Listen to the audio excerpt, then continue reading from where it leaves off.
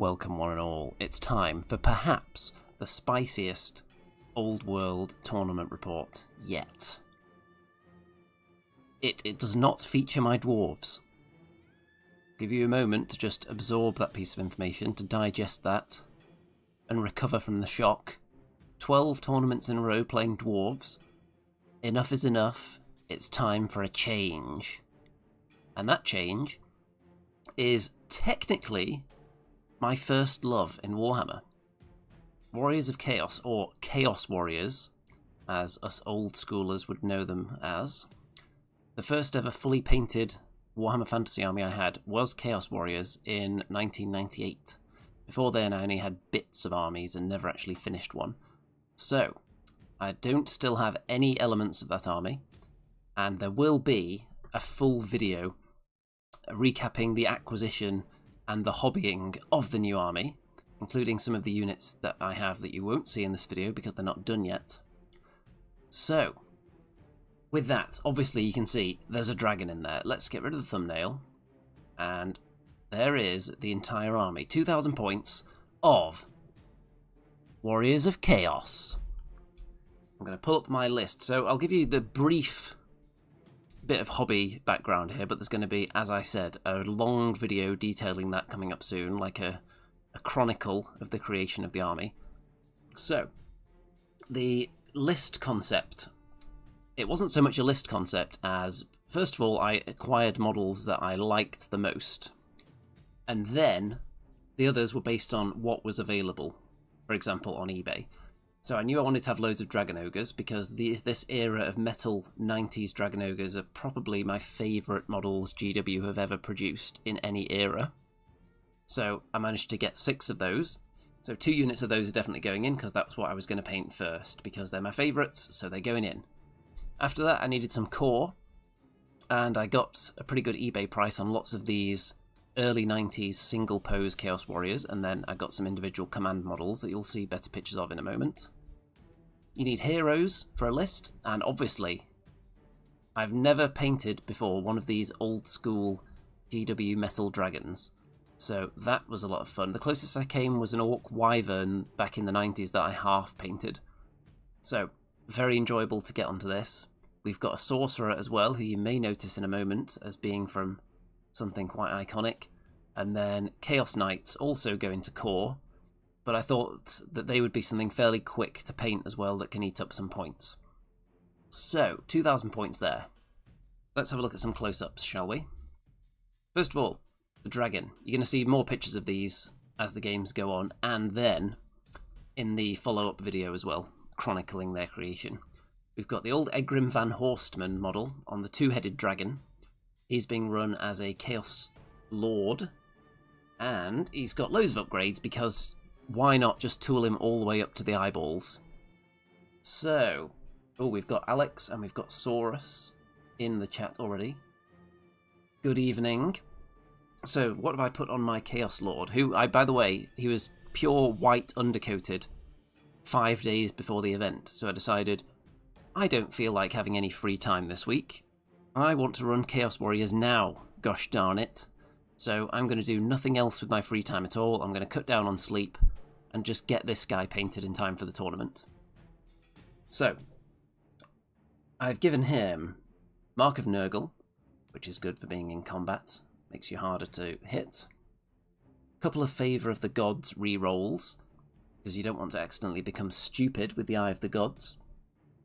The Crown of Everlasting Conquest, Poisonous Slime, Enchanting Aura. So I've since found out, by the way, that Poisonous Slime for poison attacks doesn't actually work on his magic sword. So there's a few list errors in here.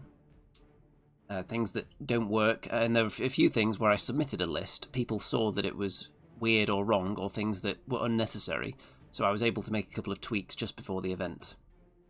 Because I barely looked at the rules for the Warriors of Chaos, because I was so busy trying to get them painted in time, that I was learning a lot of my stats the day before and the day of the event as well.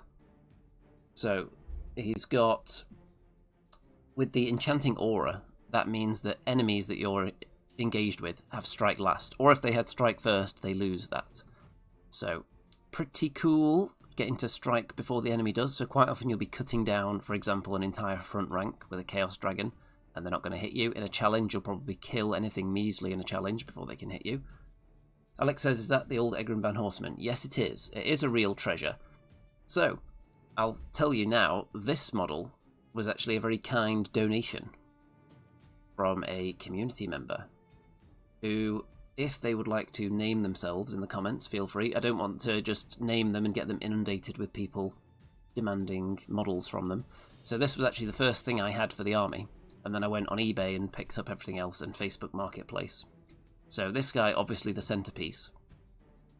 I've given him the Chaos Rune Sword, which gives you extra weapon skill, extra initiative. I didn't have enough points for the Ogre Blade, which is thought of as the best blade, with all the other upgrades I've got. So the gist of it is that he's got a 3-up save, a 5+ ward, 5+ regeneration. He makes you strike last, and he's going to kick lots of butt, hopefully, and not die. That is the plan. So 10 wounds of pure evil chaosness, 637 points in one model. Then we've got 2 units of Dragon Ogres. Favourite models ever. Classic metal Dragon Ogres. I got most of these on, I think some of them were on Facebook Marketplace. And the funny story with that, it's not that funny, but someone was selling one, and I decided I'll just message asking if they got any more. And apparently yes, so I was able to get quite a few that way, and I got some on eBay as well. So they are pretty good. They're thought of as very efficient for their points because they've got 4 wounds each, so they're quite points efficient. You've got 12 wounds in there. They're upgraded with a champion, a Shartak, so he gets an extra attack. And each one of those units is 196 points. The other unit over here. I've tried to keep a theme of yellow across all the units with orange scales, so to get a bit of a variety within the unit, I've done some different skin tones on the Dragon Ogres, which I think looks quite cool, just so I could keep the yellow parts the same, so they all don't look identical. I think that's cool. So they have 3-up saves, which is good, but they also have a ward save, 5+ ward save against magic missiles and vortex spells, because 12 wounds on a 3-up save, you think, that's not that wildly survivable. If you're looking at a small unit of 12 dwarves on a 3-up save, you wouldn't think they were that survivable, but the ward save helps, the speed helps, because you can get closer to the enemies that are trying to kill you, so they can get around pretty quick, and they hit very hard with the great weapons, so very dangerous units. Then we've got the Chaos Knights here, and the banners in this army, by the way, are from an authentic 1996 GW paper banners pack, which I've put onto the banner poles and then varnished them, and a bit of super glue, try and keep them in these cool positions. Hopefully they won't take any damage there in transit. This is actually the same as the unit of Chaos Knights I had in my original Chaos Warriors army in 98. So very happy I could find these on eBay. Very cool. They have been given, let me see the name of that banner. Chaos Knights have Icon of Darkness, so if you're shooting at them, you're -1 to hit. Because in terms of points efficiency, for per wound, these guys are actually pretty low. Compared to the Dragon Ogres, with 12 wounds for roughly the same points, these guys have only got 5 wounds with the same save. No ward save. The advantage they have is that they have swift strides, they can get around faster, and they're in core, which is an advantage as well. But -1 to hit them with shooting, because I think people will want to target this unit with shooting. They'd be the first thing I'd shoot at if I was playing against this army. So I was approaching it from that point of view. If I was playing against this army, what would I target? How can I mitigate the effects of that thing? I'm also very happy with the paintwork on all of these as well. I think they're very cool. We've got a big block of Chaos Warriors. It's 27 of them with full command, and this champion of the unit here, the oldest model in the army, this guy's from 1987, actually traded some dwarves to Mr. Remington Steele for this guy, and he even had a shield with it as well. So he's the champion of the unit, and they have the War Banner, which is another one of the paper banners from the 90s from GW, very stylish. So 27 of those. They just have hand weapons, and they do have shields. One of them actually does have a shield. The others have just got these nice armoured, gigantic yellow gloves, which I think they can pass for shields quite well. You don't want to cover up the model with shields, do you? And you may notice there is actually one in a different pose. So most of them are the single pose plastic 90s Chaos Warriors. This guy here is from Hero Quest. So obviously it's a Chaos Warrior from Hero Quest, so it's roughly the same time as these. So you can see he does look very similar. He's about the same size as well. I've actually got some more of these that I'm going to paint up as well, so there's even more variety across the unit. 2 different poses there, so he's very cool. Then we've got a Sorcerer Lord, who is the evil wizard from Hero Quest as well. So 2 Hero Quest miniatures in there, which was technically a Games Workshop product. So I'm looking forward to taking this into Warhammer World one day and seeing if any of the staff want to challenge me on the GW legitimacy of my sorcerer. If it's a young person, perhaps maybe they've never seen it before. So what have I got on my Sorcerer Lord? Oh yeah, Mark of Nurgle on the Warriors. When I first put my list in, I had different marks between the Warrior unit and the Sorcerer, and then found out upon inspection of the rules and just being told that you can't mix the marks within a unit unless one of them's undivided. So everyone's just been switched to Nurgle, except for the Chaos Knights actually, which I didn't mention, have the mark of Khorne on them, so they're going to be frenzied, so they can be baited into a charge. But Nurgle on this unit, just to make them harder to hurt in combat, because they don't have a huge amount of damage output with this frontage. Chaos Warriors can hit reasonably hard, but it's not like a mega murder unit like a dragon or the dragon ogres. So what else has the sorcerer got? The evil sorcerer has also got the Lore Familiar to choose his own spells, Demonology, so I can just pick the spells that I want. I'm looking mainly for the ability to move around faster and to buff up units and magic missiles. So we'll see which ones I choose from the spell selection of Demonology in each game. Then, also got the Ruby Ring of Ruin for that extra fireball magic missile as well on the wizard. So, that is the entire list. That is 2,000 points. There are only 1, 2, 3, 4, 5, 6 units, and the wizard is obviously going to be in with the Chaos Warriors as his personal bunker. So, really 5 things running around the table. I don't expect the dragon to die very much based on my experience playing against them. I've been to 12 tournaments with dwarves, faced a lot of dragons, faced a lot of them in practice games, and I think I've only ever killed 1 dragon. And if you think of some of the dwarven gun lines and Death Star lines that I've run with dwarves, only to kill 1 dragon, that tells you how tough they are. And that's not just Chaos Dragons either, that's across like Orc Wyverns and Elf Dragons. So they are very tough to crack. High toughness, stacked up saves. They're just beasts. And then we've got... You can just ignore the fact that you saw a picture of me winning an award there. So spoiler alert, there is an award coming at the end of this video. I'll let you know what it is as the time comes. What I'm hoping for, actually, I could talk about that. Award-wise, my hopes... I would like to think that there are going to be some nostalgia hounds at the event. Some serious 90s GW-obsessed Warhammer lovers who are going to see my army and be transported back to their childhood and immediately just write my name down in their vote for the coolest army. So I'd be hoping to get some votes there. That is my main hope. And then into Game 1, which as you can see is open battle. Up against the vile, evil Empire of Man. I can't really say that, can I? Clearly I am evil here, with Chaos Warriors. So let's open up my opponent's army here, and give that a rundown for you, and then I'll go back to this picture and talk about my tactics. I'm hoping, actually, I can talk about my hopes a little bit, because what you get with dwarves is a very static game. I don't do a lot of movement with the dwarves. You can run more mobile dwarf lists, but I don't have the tools to run a super mobile one. So it's a lot of standing still and shooting.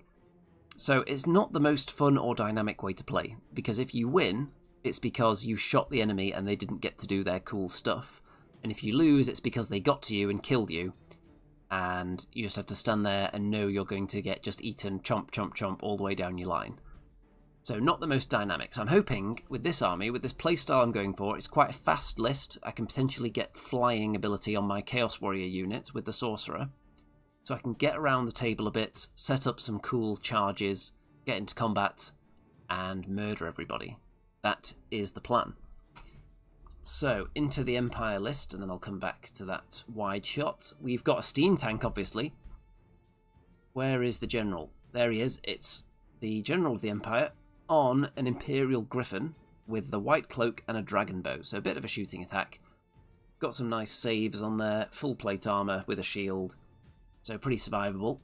Not as good as a Chaos Dragon, obviously, because he's not far off being half the points of a Chaos Dragon. And who else have we got? We've got a Captain of the Empire as well, who is on a horse, who is in one of the horsey units. Let's go back. I think that's him there, in the Outrider units. That's Captain of the Empire, with Squint Offen's Marvellous Magnifier. And I don't know what that does. But he's cool anyway, in the Outriders. There are 2 engineers hanging out with the artillery over on this hill. There's one down there, and there's one with... let's see, one's got the Ruby Ring of Ruin, an Empire Engineer, which is a novel concept, and there's another one with... Let's see, the other one is the BSB, actually. On foot. The Hockland Long Rifle, so I think that's him there, in this block of troops, with the big long rifle there. There is a Master Mage, a level 2 wizard with Elementalism, who is also hanging out in this unit, you can see there, very wizardly looking. Core units, 28 Nuln veteran state troops with halberds, light armour, shields, sergeant, standard bearer with the Griffin standard, which I think is the one that lets you get extra rank bonus, if I'm right. Let me know if that's wrong. And then as a detachment, I think they're detachments, there are 2 units of state troops. There's handguns there. And where was the other one? There. Then there's also a unit of archers, Empire archers, and outriders, which we saw a moment ago. So they've just got their nice shooting attack, lots of shots. Then artillery, we've got 2 great cannons up on the hill with a hellblaster. And then the steam tank. So we've got effectively 3 cannons. The one on the steam tank is about as good as a dwarf cannon. The great cannon is significantly better. So I would rather limit the amount of times they get to shoot at the dragon, because if I fail a few saves, there's a good chance the dragon is in peril with that many cannons around, so I would like to avoid that. So if we go back, in fact I'll show you my spells as well that I've selected for this game, with the lore familiar. So Fireball I just have from the Ruby Ring of Ruin. Then I thought in this game I would like to have another magic missile, because there are small skirmishing units, and I want to be able to hit multiple of those at once, so having 2 magic missiles I think will help with that. So I've gone for the Summoning, which is a pretty good one actually. 2d6 strength 4 hits with AP of -1. So, probably better than Fireball, unless you really need the flaming attacks for something. It's just a bit shorter range, that's all. But I'm not concerned about that, because I'm hoping that I'll use Steed of Shadows to fly much closer to the enemy. Fly 12 inches and then still use the magic missiles, or fly 24 inches and just land right in front of the enemy. Which I probably won't do too much, because, well, it depends what I'm up against. Because the block of Chaos Warriors with a Sorcerer isn't super elite, so if there are really powerful enemy fighting units, I won't want to fly up too close to them unsupported. Then Demonic Vigor, which is an enchantment, so +1 modifier to movement, toughness, and initiative. So that pretty much speaks for itself. It's only until the end of this turn, which is a bit that I totally missed in the spell. So there's probably at least one occasion where it's rolled over into the enemy turn here, possibly only in game 1. When I think I realised, actually, it is until the end of this turn. Sometimes I've accidentally left the card on, but wasn't using the effect into the opponent's turn. I always leave the card on for photographic purposes. And, in fact, both the buffs available in Demonology only last through your own turn. There's this one, and there's another that boosts your strength and attacks as well, which I've not taken in this one. Because I've also taken Gathering Darkness, which is a spell, spoiler alert, I don't choose it that often, because it's short range, reducing enemy leadership and initiative, which in theory is good if you've got a big monster that causes terror that can charge things, but you have to be within 12 inches to do it anyway.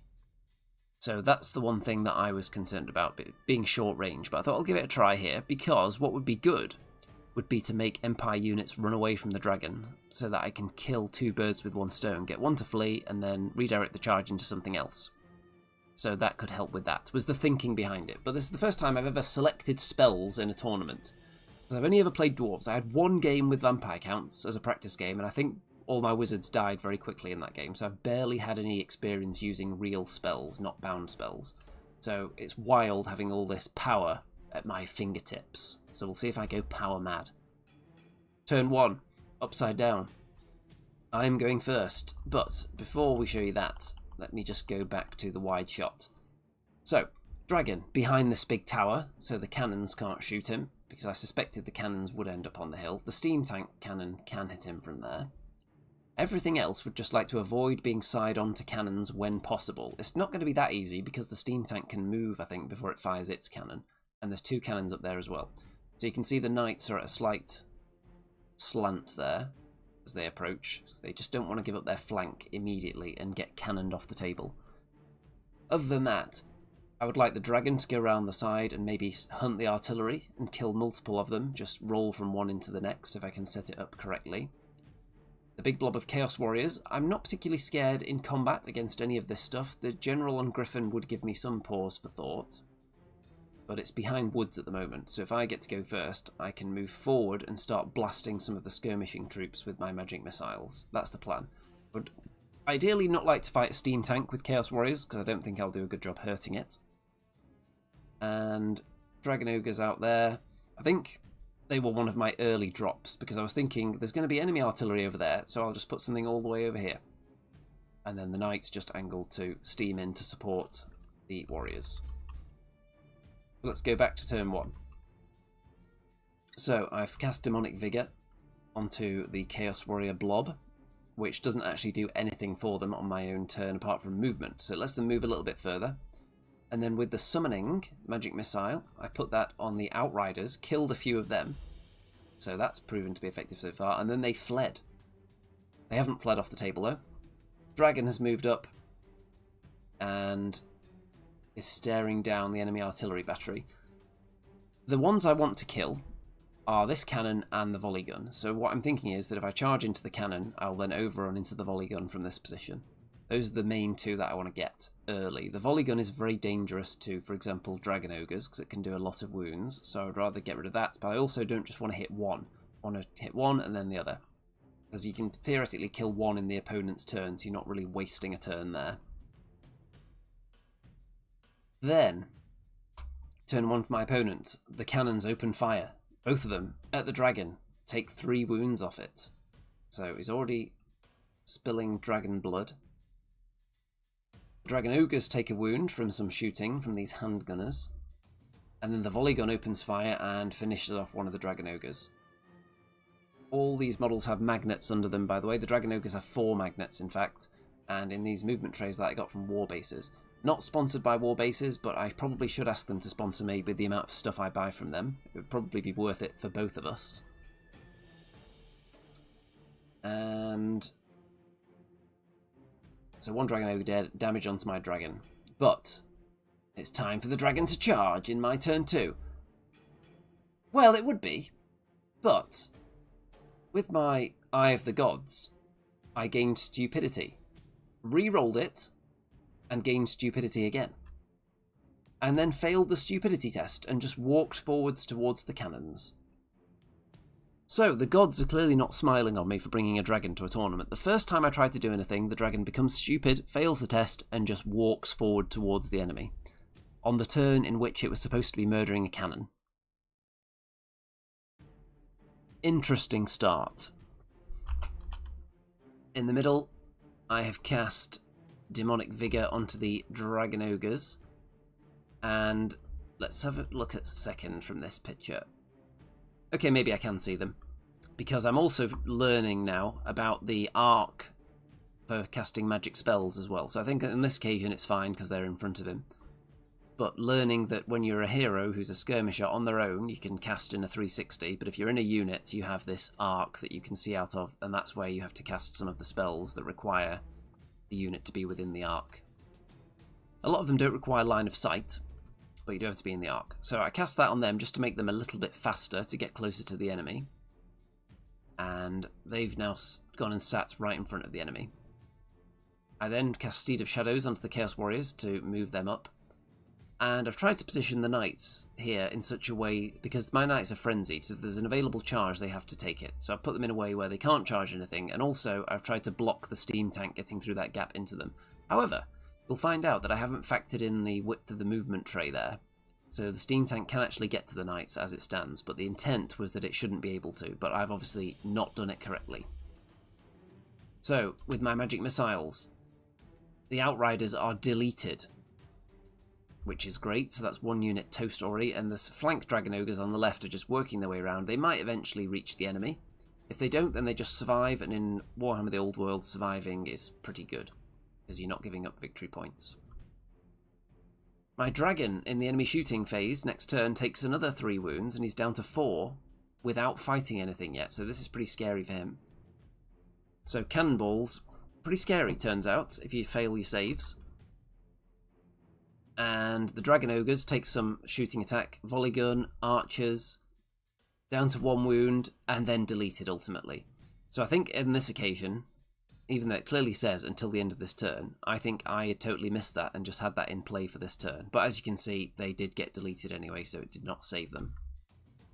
The steam tank gets into the flank there of the Chaos Warriors and fires its big steamy template onto them and kills 2.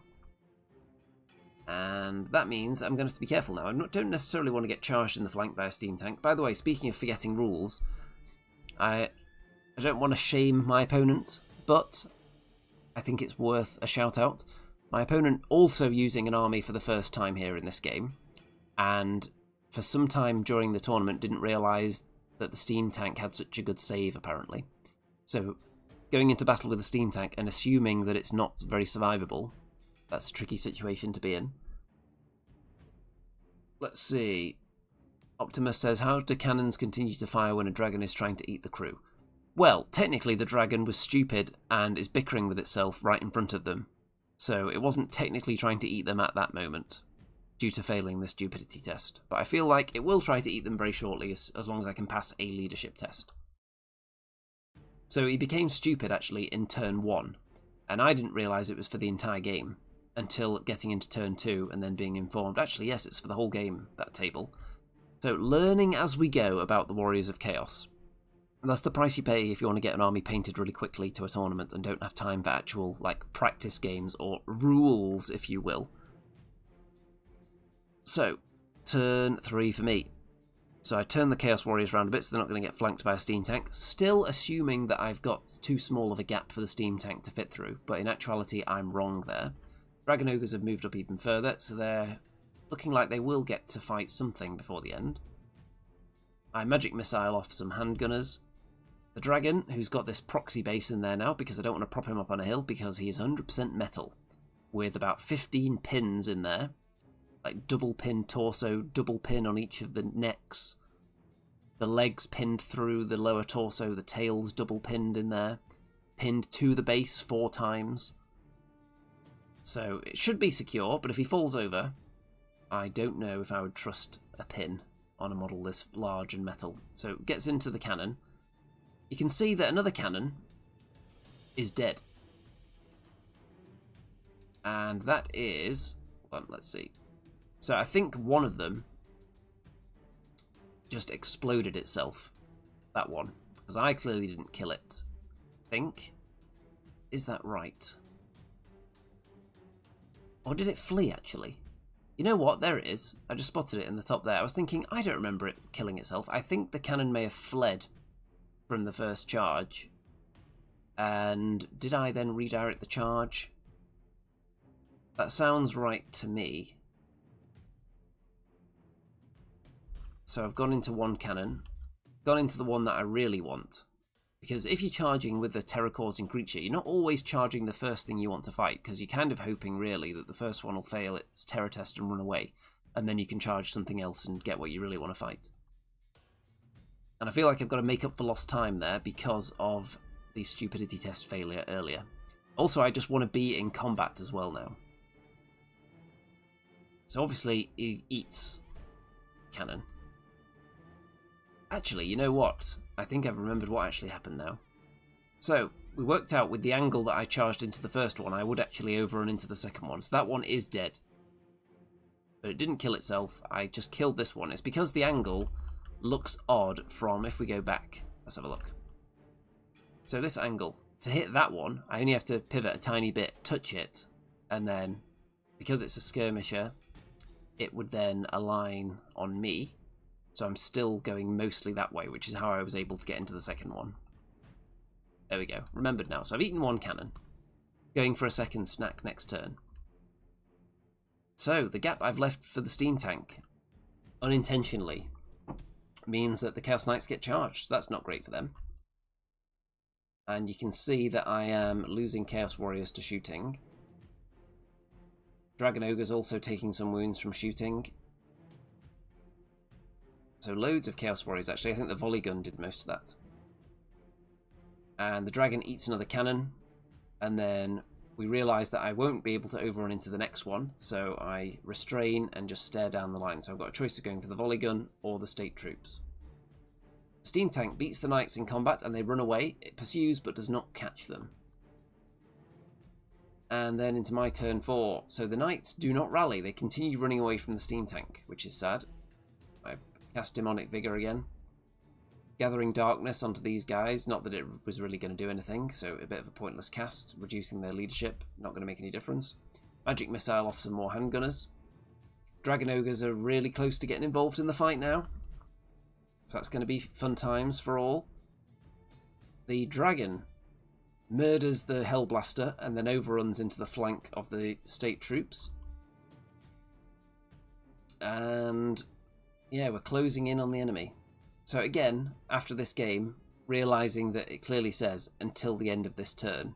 I think it's after this game that I realised that. So there's a lot of times where it's just pointless casting this spell. However, not always, because sometimes, in case I don't get any other spells to move me around, then the +1 modifier to movement is still useful to have, because it gets you a bit closer when you're not able to fly. So I was finding it useful for that reason. Turn 4 for the enemy. Steam Tank decides to ignore the knights and go for the bigger prize of trying to kill the Chaos Warriors block with a sorcerer in there, which is like 700 points for that big block at least. And the Empire are just surrounding them, shooting away at things. The Griffin decides he does not want to charge into the Dragon Ogres. I don't know the Griffin's stats off the top of my head, so I don't know whether that's 100% the best choice, but Dragon Ogres hit pretty hard, so I can understand not wanting to face them. Steam Tank fires off some rounds through the Dragon Ogres, kills one of them. Then the Dragon in combat with the State Troops does a score of 8 against 4 for the State Troops in combat.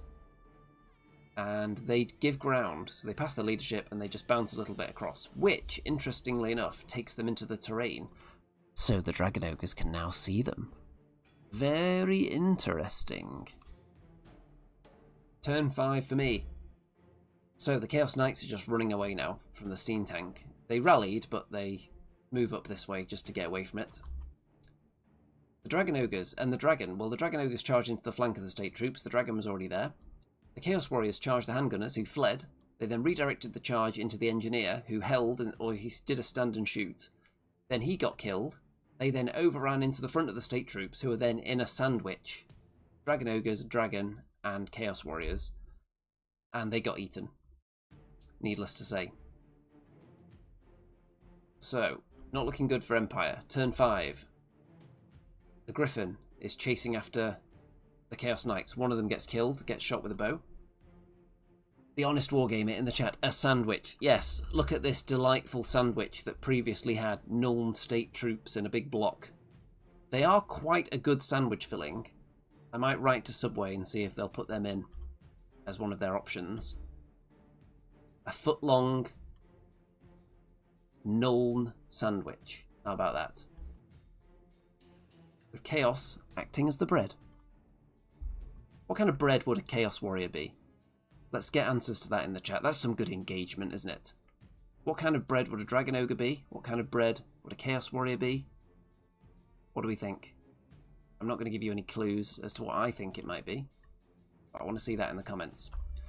So the dragon at this point just hides behind a hill because there's nothing really left to hunt, so I might as well just not get shot with cannons, or a steam tank cannon at least.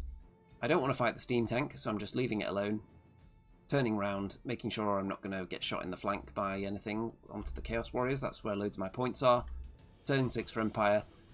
The Griffin chases down the final Chaos Knight, who flees, and he doesn't catch me, so that's nice. Steam tank puts another wound onto the dragon, it looks like, with the cannon. And that's the end of the game. So it's a win. 1 win, 0 losses in my Chaos Warrior Old World career at this point.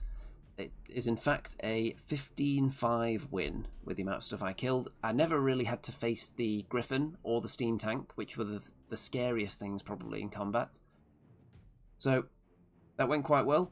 I think I would have been more concerned going after the state troops if they'd had the backup of a steam tank and a Griffin.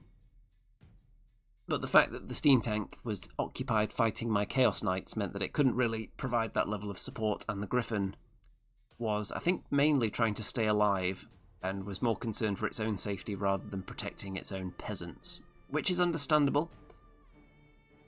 Honest wargamer. Olive ciabatta bread. Maybe. Mountain Pass, round 2. So, who have I got in round 2? Let me just crack open their list right here. Well, it is Orcs and Goblins. More accurately, gnomish Orcs and Goblins. So, look at this. So these are gnomes from Warp Miniatures. And very, very stylish. Very, very gnomish. Representing goblins in this game. You can see some of them have got nets. There is a beetle with a frog on it. There's all kinds of crazy stuff. So that is actually a Black Orc big boss on a wyvern. Or war boss, actually. So, as if you couldn't tell what that is. Clearly, it's a Black Orc war boss on a wyvern. Look at that. Could it be more obvious? Trollhide Trousers, Talisman of Protection. Triple save on a wyvern. Then we have got a Night Goblin big boss, who is this gnome here with a large weapon. And he's got, let's see, that's the Battle Standard Bearer with the War Banner, and Walloper's One-Hit Wonder, which is a one-shot, powerful close combat weapon.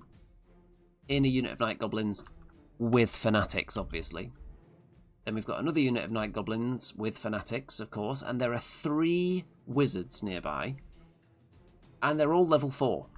So 3 level 4 wizards. I don't know if I can deal with that much magic, but we'll find out very shortly. So one of them is a Night Goblin Odd Knob, level 4 with Warg magic.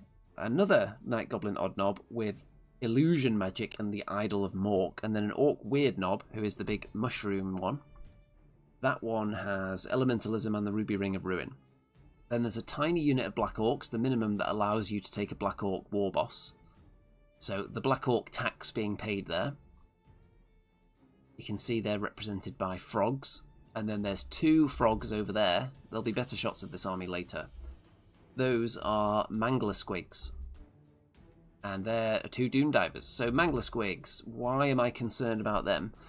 Well, I'm slightly less concerned, actually, as when I play Dwarves. Because for Dwarves, Mangler Squigs are one of those random moving units, like Chaos Spawn, that mean you're not getting a stand and shoot against them. With Chaos, it's less of an issue.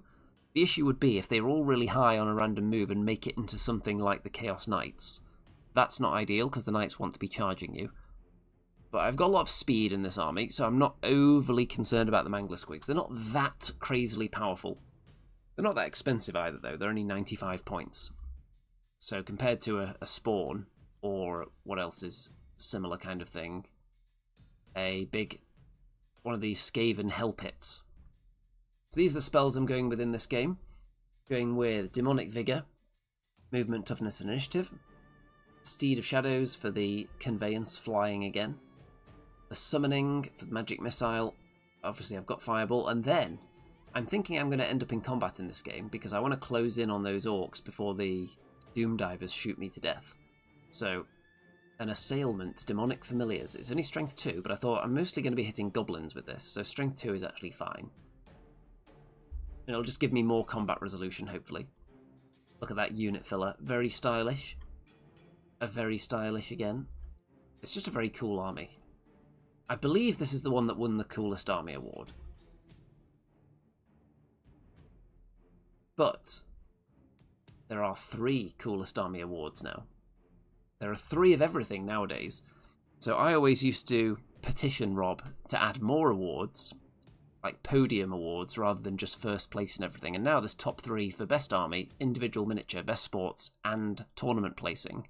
So 12 awards to be handed out at the end, which does cut into some of the silly awards that he liked to throw in there previously, because that would make the whole ceremony take about an hour, I think, if he was still doing, like, best person named Jim award, which did often creep into the event award ceremonies. So these are my opponent's spells. Wind Blast, obviously I want to keep away from the edge of the table, not necessarily the long edges, because on Mountain Pass you can't be pushed off the table that way. Fireball, Gaze of Gork, which is like a line. Mind Razor, which can do some decent damage with an AP of 3. Crystal Column, which can block my units potentially. And some debuffs. Hexes, enchantments, ward save. So, I get to go first. Steed of Shadows onto the Chaos Warriors. Demonic Vigour onto the Dragon Ogres to give them the extra movement to try and keep up a little bit. And let me go back actually and look at the wide shot and see if I've cheated with my spell arc here. Let's have a look. No, actually. Oh, actually, was it that unit? Maybe I should have cast it on that unit if I actually did that one. Or I should just put the wizard on this corner. But because I started them, the reason they're starting far back actually, behind the line, is because one of my opponent's wizards has an extra 3 inches on Dispel. And has +1 to Dispel as well. So I wanted to go first, and I didn't want to be having my spells stopped. So I've started just over 3 inches away from the line. So I think it should have cast the spell on this unit of Dragon Ogres legally rather than the other unit, if that's the one that I actually chose. Okay, back to where we were. Yeah, so I think it should be the other unit that had this cast on them. So you can see how one of them has got a bit further forward because of that. Chaos Knights moving up alongside Dragon Ogres there. The dragon getting ready to charge into this unit and try and murder a load of goblins. Or more accurately, murder one goblin and then trample its carcass in a challenge repeatedly. Turn 1 for the enemy. The wizards throw all their spells at me. And with all those magic missiles and all the horrible things they can do, they only kill 4 Chaos Warriors. But I actually did a really good job shutting down all the spells with my Sorcerer Lord here. Dispelled nearly all of their output this turn. So if I can keep doing that, then that's fine. Turn 2 for me. Well, this is embarrassing, isn't it? The dragon charges into the goblins, and so confident that I would get maximum points there, maximum kills in a challenge, not checking the opponent's list to find out actually the BSB's in there. That is a BSB. I totally overlooked that fact. They also had a war banner. So there was physically no way that I could not lose this combat. Because even if I get maximum overkill on a unit champion, then I still lose by 1, which is what happened. And then I went and failed my leadership test with the dragon and fled. My opponent could have seized that as an opportunity to try and kill a dragon running it down with puny goblins, but thought, oh, we've got Ginger Steve in the chat. How did I miss this? That's beautiful Dragon Ogre there. Really happy with how you turned a pile of nothing into such a beautiful model. Best trade ever. Dragon Ogres, if they're sitting in anyone's cupboard as a pile of nothing, then send them to me, because I will turn them into something on a tabletop, because they are my favourite models, possibly of all time. So anyway, my opponent decided not to pursue the dragon, because I've got Swift Stride, so it was likely I was going to escape, and then they would have been pulled out of position and maybe flank charged by Dragon Ogres, which they didn't want. So I can understand, but also it's a chance to kill a 637 point model with 1 dice roll. So I don't know. I feel like I would have liked to have taken a chance if I was in that position.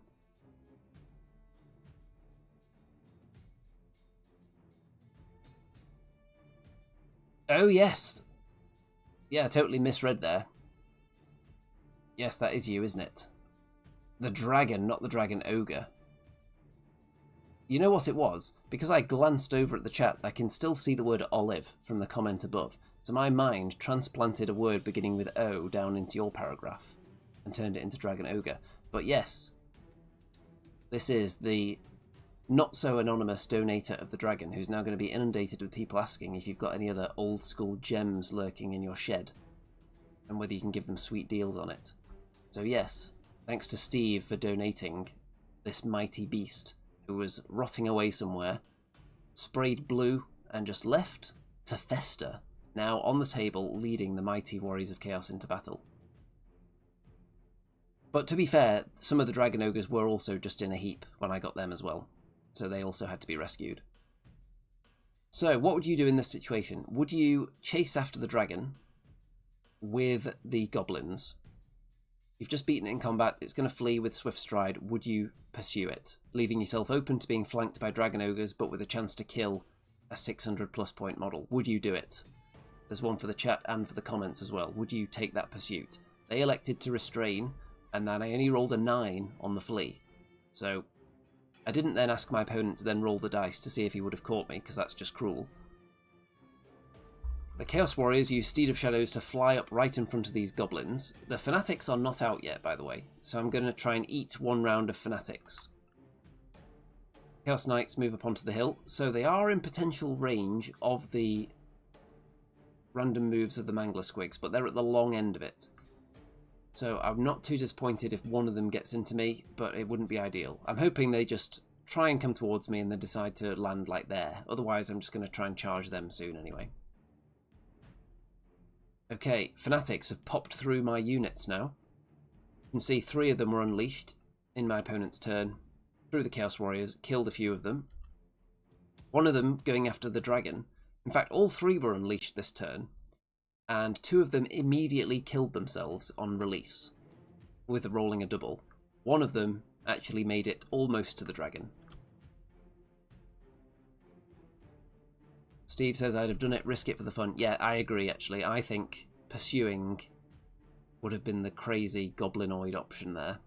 It's the kind of thing I've done with dwarves before. If you make a dragon flee, I think you always have to try and catch it, because you might never get another chance. If it rallies, even if you're close to killing the dragon, it can just fly off and hide at that stage, so you might never get another chance to do it. So, Bad Moon Rising reduces the initiative and weapon skill of my Chaos Warriors by 3 with a hex, which is very sad. Then Itchy Nuisance, I think that reduces their toughness by 3. Wow, okay, this unit is now terrible. If the enemy charge in there, I am no longer convinced that I can beat goblins. The goblins have got a ward save off as well. They've also got another enchantment, which is reroll any rolls to hit of a 1. So, would you then charge those goblins into the Chaos Warriors with all these buffs and debuffs going on? The enemy Wyvern decides, you know what, this is a safe time to land right here, because the dragon is not even looking at me. So I can sit right here. If the dragon looks around and I really don't want to fight it, I'll just fly away. Steve says, are those Chaos Warriors you used to get in the paint set back in the day? Yes, they are. You used to get 1 and a Space Marine, didn't you, back in the day? Single pose Chaos Warriors. I remember when they used to come in a box for, I think it was £5 for all the small plastic boxes back in the 90s. You could get Chaos Warriors, you could get the single pose, like Beastmen and Dwarf Warriors and Goblin Archers and all that good stuff. In fact, I think you got Goblin Archers and Spearmen in the same box. But those were the days, and then you would go over to the blister racks to find your command group in metal, your heroes. Or you could get, even when the plastic ones came out, you could still get some normal metal fighters as well for the units, usually, in blister packs. You could sprinkle some of those in as well for variety. But it was a golden day, golden time. That's when I started in the hobby. Mid-90s. Okay, so one of the Mangler Squigs decides it's going to move up. Now, I think, fatally so, because neither one of them rolled high enough to reach the Chaos Knights, and I don't think they have to use the full movement. So, one of them decides, I'm going to move up here just so you have to charge me because of Frenzy. and then thinking maybe I can countercharge with this Mangler Squig afterwards. But as soon as this happened, my thought was, I'm going to kill that first one on the charge with my frenzied Cornate Blessed Chaos Knights, and then I'm going to overrun into the second one, and that means I'll be counting as charging it next turn. Yes, dice, this is a very compact army. The Goblins decide not to charge the Chaos Warriors and instead back away and blast me with all their legions of magic missiles, and the unit is now at half strength. Look at all those carcasses. And on to turn 3 for me. And exactly what I thought might happen does happen. The Chaos Knights killed the first Mangler, overrun into the second one. So I think it's good night in Mangler Town coming up. Dragon Ogres move up into position to join in. There's Black Orcs there as well on the enemy side. So my Chaos Warriors get Demonic Vigor and charge. You'll notice that I've got a lot of units in this area now. So let's just go back to the wide shot and show you. So the Warriors charge into... First of all, they try and charge this... I think they charge this wizard first. Or one of the wizards. The one that I could actually contact, it may have been this one, who then fled as a reaction, flees over there. I then charged into this one, who also fled as a charge reaction, and then in the act of pivoting to go after that one, I then made contact with this goblin unit instead, and then aligned to them to fight them. So I was then fighting the goblins with 2 wizards fleeing. Dice says there are not many quality battle reports out there currently. Not a lot of people do them the same way I do. Not a lot of people do them in depth with such extensive photography and an arrow on the screen pointing you at things. I've seen a lot of general recap channels or some tactical discussion channels, but you don't see it a lot like this anymore. There was a lot more back 10 or 12, 13 years ago on YouTube. There was a lot of this kind of content. Nowadays you get a lot more highly produced stuff and just general tactical discussion, I think. So, got into the goblins, murdered them, they ran off the table, overran into a Doom Diver, which means I'm not going to be shot at anymore, which is good. And I've landed my dragon and my dragon ogres in a position where, oh yeah, you can see this guy's fleeing, and the other one. So I was correct in my memory there. So you can see that I didn't want to really be fighting a wyvern and an unstoppable tide of goblins, as we discovered, with their static combat res that a dragon can never defeat if a lone hero is thrown in against him. So I decided I'm not going to tangle with that at all. I'm just going to go this way and try and mop up this side of the board and not lose any of my units. So, the dragon into the middle, dragon ogres into the middle as well. Get out the charge arc of the wyvern for now.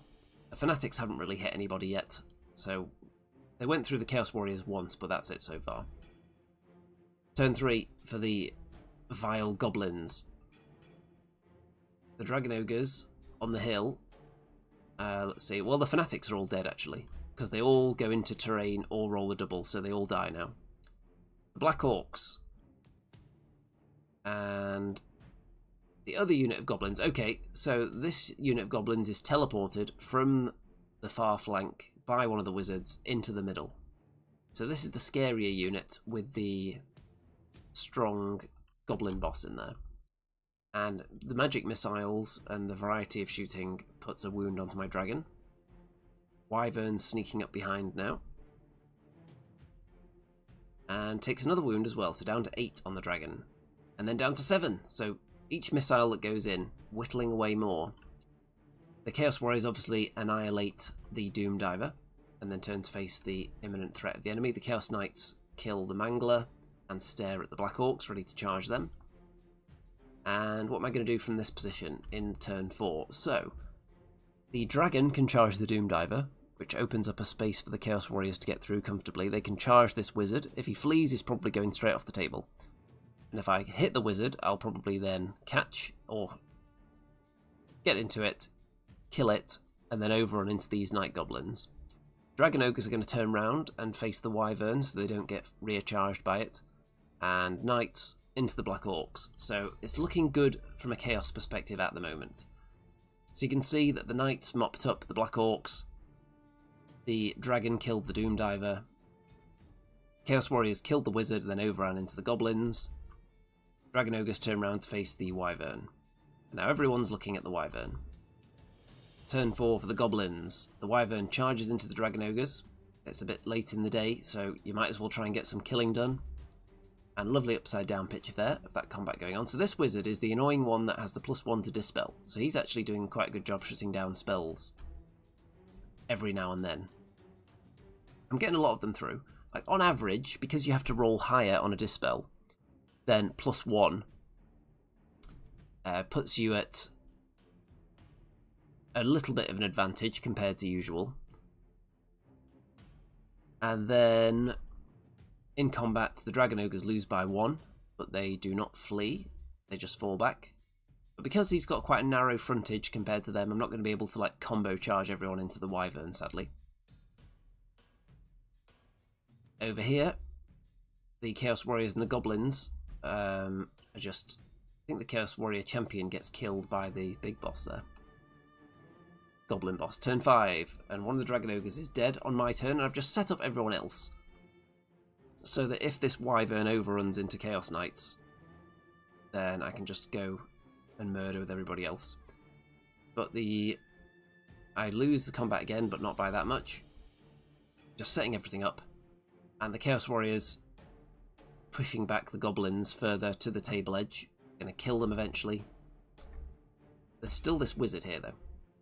Turn 5 for the Goblins, and they continue fleeing and leave the table, because I did pursue them, but because it's Mountain Pass, you can't leave off this table edge. Hold on, let's see. No, it's that table edge that you can't leave off. So... hold on, which direction were they going to be running in here? Might have done this wrong, actually. So, centre to centre. So they would run into this side, and then would they turn that way and start going that way? So maybe they would have reached the edge anyway with a flee here, because they're facing this way, but they're actually facing that way. So I think they would they touch the edge and then turn that way and keep going towards the edge? Let's see. El Bico or Bico says charging wizards within 1 from an enemy unit isn't even allowed. Is that not allowed? Can you not charge a wizard if it's within 1 inch of an enemy unit? Let's go back and look. Does that even apply even if they're the closest thing as well? Because the situation here is that he is closer than the enemy unit. So should I be able to charge that wizard? Because as it stands, he's kind of blocking my charge into the unit as well. Let me know if that is a legal charge in the chat or in the comments. There's going to be some issues that crop up in this game. Ed says it's fine, they can't be targeted for shooting if they're within 3, if they aren't the closest. That was my understanding. Okay, so continuing. Goblins run off the table. Wyvern forces the Dragon Ogre to fall back in good order, overruns into the Chaos Knights. But it's my turn next, so there's about to be another sandwich with some delicious filling. Wyvern filling. So turn 6 for me, the Chaos Warriors just turn round a bit and magic missile the wizard to death. You'll see there's a wizard-shaped hole somewhere around here. Then the Wyvern challenges the Chaos Dragon, the Chaos Lord on Dragon, and they just swing at each other a bit, so no one else gets to join in. I do win the combat, he falls back in good order. So this is a very unusual situation. The Dragon Ogres have the highest unit strength in the combat, so he has to fall back away from them. So he falls back through the Chaos Dragon to the other side. So then if I want to pursue, the Dragon can, but the other's now blocked from pursuing. So it's a very bizarre situation. Now if you sandwich somebody and you don't completely kill them,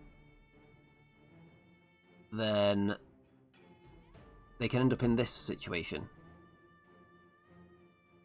And, well, my understanding of the rule was double outnumber by a specific unit.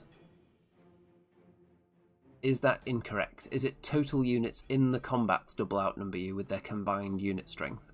If that's the case, then maybe you should have just full-on fled. But my understanding at the time was that it was double outnumbered by a specific unit. Let me know if that's wrong. I'm sure there are going to be mistakes in this game. In this whole tournament, aplenty, since I'm just learning about all my stats and rules as we go with the Chaos Warriors. So turn 6 for the enemy, continuing to fight the dragon now, and they do a bit of damage to each other, but then the wyvern gets chased down and killed after fleeing. So, murdered all the goblins, and I didn't lose any units, I don't think. I think the other dragon ogres are still kicking around somewhere. Or maybe... I don't know if... Oh yeah, there he is, the one dragon ogre. So yeah, everything is still alive. So, a massive win for the Warriors of Chaos there. And it could have all gone horribly wrong if my opponent had known I was going to roll quite low on my flee roll with the dragon and pursued with a unit of goblins. Killing the Chaos Dragon would have been enormous for this game. What would have happened from there, I don't know, because the dragon was obviously fairly significant. The rest of the table was looking quite healthy though, but at the very least it would have brought the score much closer. And I wouldn't have had a dragon to play with, and there's a general bonus as well, so it would have been a big swing.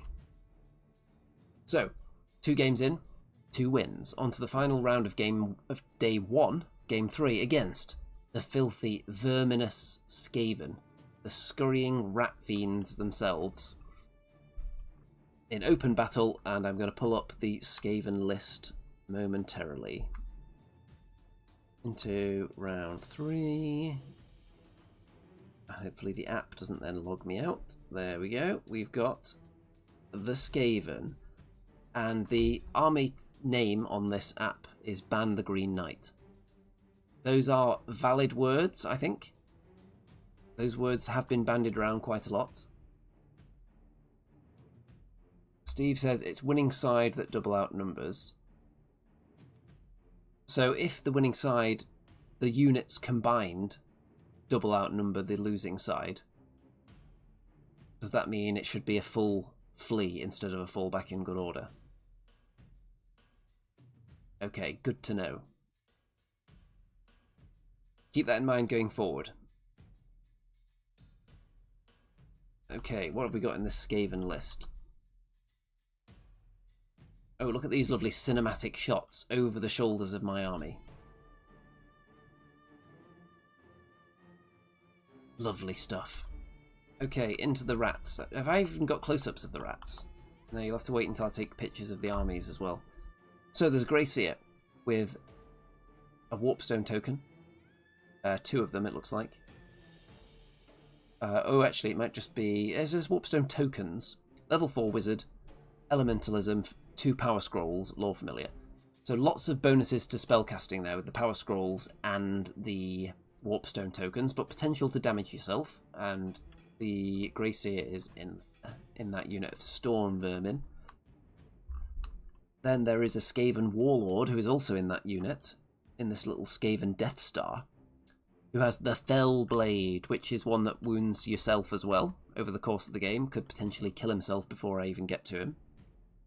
A Skaven Chieftain, who is the BSB, with the banner of Verminous Scurrying and the Ruby Ring of Ruin. There's also a Skaven Chieftain with a halberd and light armour. So there's loads of little characters in there. There's 32 Storm Vermin. It's a 442 point unit, so comparable to the Chaos Warriors unit. They have halberds, they have a shield, the Cautious Shield, Grand Banner of Superiority, full command, 2 units of 25 Clan Rats, just 107 points, and then 18 Gutter Runners, 18 Gutter Runners. So 2 units of Gutter Runners. They're very sneaky, they can shoot you. If you shoot back at them, they can run away out of range. And skirmishers, they can all shoot because they've been positioned in such a way on these trays that each model has a small little narrow lane to see between each other. So that's loads of shots coming at you. Loads of poison. Quite scary for a high toughness army like Chaos Warriors. So, what is the plan? Well, this is a really obvious matchup. Dragon Ogres will just murder those rats, and then I'm hoping the dragon combined with Dragon Ogres will be enough to bring down the Storm Vermin. If I don't get there in time, then I'll think the dragon combined with Chaos Warriors. I don't want to send the dragon in on its own, because the static combat res on that Death Star is quite high, so I don't want to end up in a situation like I did against the Goblins, where I totally murder someone, trample them into the ground, and then the dragon looks up and thinks, actually, there's way more enemies here than I thought, I'm going to run away. We don't want that to happen, so I want a combo charge in there, so even if I end up in a challenge, I could either accept with the Shartak, or a Chaos Warrior Champion, depending on who issues a challenge from the Skaven, or I could accept with the dragon, get the maximum overkill, and then use the other unit to inflict kills on the unit itself. That's my plan for the Death Star. I don't think the Chaos Knights will survive the game. They're a really obvious shooting target. It's a good job they've got the -1 banner to hit them, and I've also started them off in the woods to get cover as well, just to deter the enemy from shooting them. You can see the Gutter Runners can actually scout as well and position themselves further forward. So that's why I've deployed all the way across the table, leaving no space behind me and no space to the flanks. They have to appear in front of me somewhere. I don't want to be turning around chasing Gutter Runners around all day, so they've decided to appear here instead. So let's see how it goes. Turn 1, the rats are going first. Gutter Runners move up to do their shooting, and they take some wounds off the Dragon Ogres and kill one as well. It's wounds remaining on my dice, by the way. I always prefer to do that, because then, if you don't know your opponent's stats very well, at a glance across the table you know how many wounds they've got left, because you just look at the dice.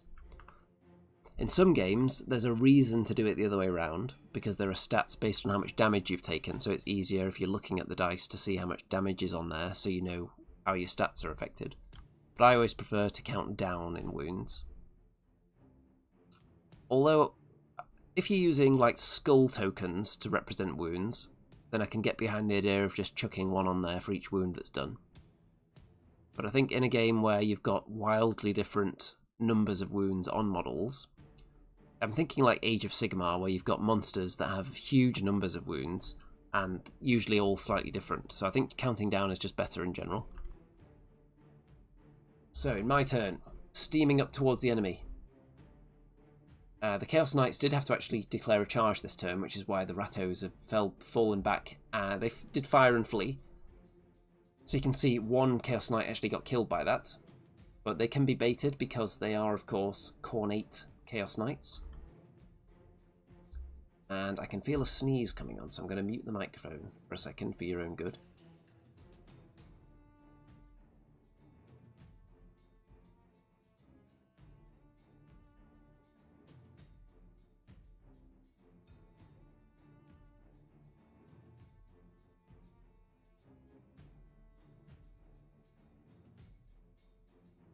Sneeze update, it was in fact a sneeze. So, yeah, so in my turn, pretty much just an advance on the enemy.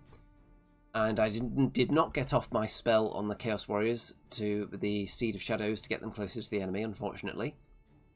So they're just hanging out back here. I also hope to do magic missiles into the Gutter Runners, but not when they're so far away, because they'll just flee away from my shooting and get out of range. So if I can get close to them, I can shoot at them with magic missiles, and they're pretty feeble. Turn 2 for the rats. The clan rats are just hanging out, being clan rats. The Gutter Runners are just running around. And they're getting in a position where they can shoot, and also block off the charge options into the Storm Vermin, which was a big rules query that we had to check on as well, and get a TO ruling on it, which I'll show you in a moment. The other Gutter Runners back away, shoot at the Chaos Knights, don't actually do anything. But the Dragon Ogre's down to just the Shartak. So, this is the situation. You can see where my dragon is there. What I wanted to do was to charge the Shartak and the dragon into the Storm Vermin. Because I think that's pretty favourable, because anyone who challenges to try and get the dragon away from killing the unit, I can accept with the Shartak. And because the enemy will have strike last on everything, then the Shartak will probably kill whatever that is, and then the dragon can just munch through the unit with the stomp and all the dragon attacks and kill loads of them, win the combat. They don't get to fight back because I've killed the front rank. They run away, I catch them. Sounds fun. But is it legal? And it's ruled that they couldn't do it. So the issues are, first of all, both units can make contact with the corner of the Storm Vermin. The Dragon Ogre can touch there, and the dragon can touch there. The issues are, this unit in front is preventing them from being flush, so the enemy would have to close. So maybe you would come down on the side of one of them can charge in, Maybe you think both could charge in and they just end up at jaunty angles, even if they end up in kind of the flank, technically, but still touching the corner, which is obviously part of the front. Interesting. So, I think I've got some pictures of the issue here. So, I took some pictures. This is where I was proposing that the two could have ended up. So, a dragon ogre there, and the dragon there. I've never tried to do this thing before, because the storm vermin could then try and close to one of them. But if they go in one at a time, would they close to the dragon and then stop the Shartak getting in? Would they close to the Shartak and prevent the dragon from getting in? Would they go in at the same time? What do you think happens here? Because there's also issue of going within 1 inch of an enemy, which this unit is obviously very close. So where do you come down on this? This was the biggest rules weird issue from the event that I can remember.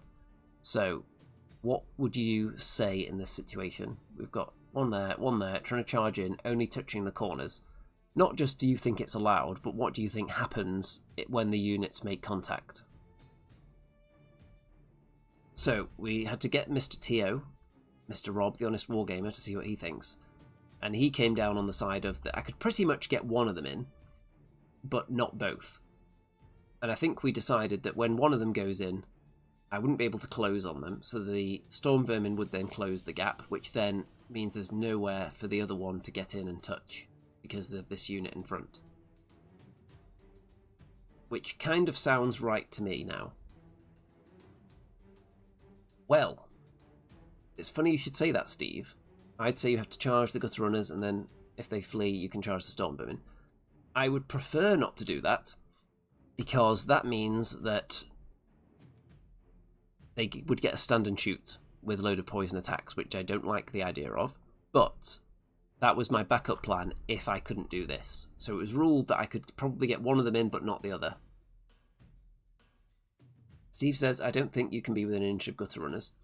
But my issue with that is, when you're charging into an enemy, quite often they'll have another unit right next to them that you'll end up within 1 inch of. So does that mean you're just not allowed to charge? Or would you then push that unit 1 inch away? Would you push this unit 1 inch away, nudge them out of 1 inch? It's very unclear to me. So here we are, into the turn. So, what's gone on here? Well, I decided that first of all, Ed says, the 1 inch limit is usually not in effect during charges. That was my thinking, but we went through the book, and we couldn't explicitly find anything that said that for definite. So if you've got a page that says you can ignore the 1 inch rule when you're landing in a charge, then let me know, because we couldn't actually find it on the day. I suspect there's something like that in there, but I don't know that for a fact, and we couldn't find it. And also we didn't have all day to read through the book as well. With the way it's laid out, you have to go through 12 different sections to find all the rules on charges anyway. So in the end I did charge the gutter runners first, allowed them to shoot me, because that was the only way to pull off the double charge into the storm vermin. Then I redirected the charge into them, so I got the charge in. At that stage, I won the combat, and the rats are fleeing. They full-on fled. But, as you can see, I did not catch them with either of my pursuits, which is very sad. And you can also see that my wizard, in his bunker of Chaos Warriors, moved up, and I blasted out into the gutter runners with my magic missiles. So that's why they've been so heavily whittled down with Fireball and the summoning. So this is even with the ward save on the Storm Vermin, I was able to win the combat by enough. And, no wait, I think I've lied there. I think that is actually wrong. Yeah, so I don't think I actually got into combat with them. So I charged into them, because this is such a complicated situation. So they fled. I then redirected the charge into the Storm Vermin, who then failed their terror test, which is why they're running, but I did not catch them with either of the charges. So, there you go. Fully explained. So they're now right next to the board edge. They were 2 inches away from reaching the edge as well. And I don't think my dragon rolled obscenely high, but it wasn't actually that close to begin with. If we go back and look how far away it was. Look where the dragon was, right down here. So the chance of him catching it was quite slim. So it's likely they would have got away.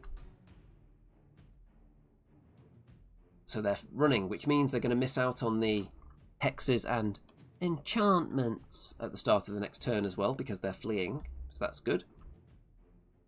The dragon ogres on the far right are going towards the rats, who have turned away from them to try and escape now, but I don't think that's going to help. Turn 3 for the Skaven. So the storm vermin just about rally, turn round, and you can see that the characters have been wounding themselves as well from eating the warpstone and also from the fellblade. Gutter runners move away from the chaos knights over here and get ready to absorb a charge and stand and shoot. The one Shartak takes slowed more shooting from gutter runners as well, and these rats move away from the dragon ogres. Storm vermin, I think they travelled mystical pathways to move that way a bit, or did they? I don't know if they actually needed to this turn. They might have done, but they moved anyway. And there we go, into my turn 3. Dragon ogres recharge the clan rats. Kill loads of them, but what's that? A double 1 on the leadership test for the clan rats, so they actually stay despite being recharged and butchered by dragon ogres. They are not scared.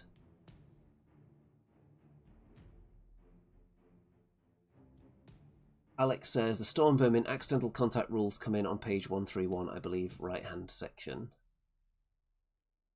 So we'll come back to that at the end of this battle. I'll go and have a look at that.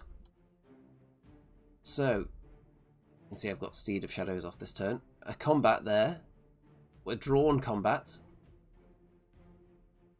from the Shartak and the dragon, both going into the storm vermin. And with a draw, so the dragon is actually there where the base is, but he's so pokey he wouldn't fit there. So I've actually then lost the combat because they have a musician, but luckily no one flees, so we're okay. Turn 4 for the rats. Storm vermin. Being verminous. The wounds are racking up on the heroes though. I can't remember if the... What's he? Is he a chieftain? Let's have a look. What's his name? Skaven warlord. I think he's already killed himself by now with his fellblade.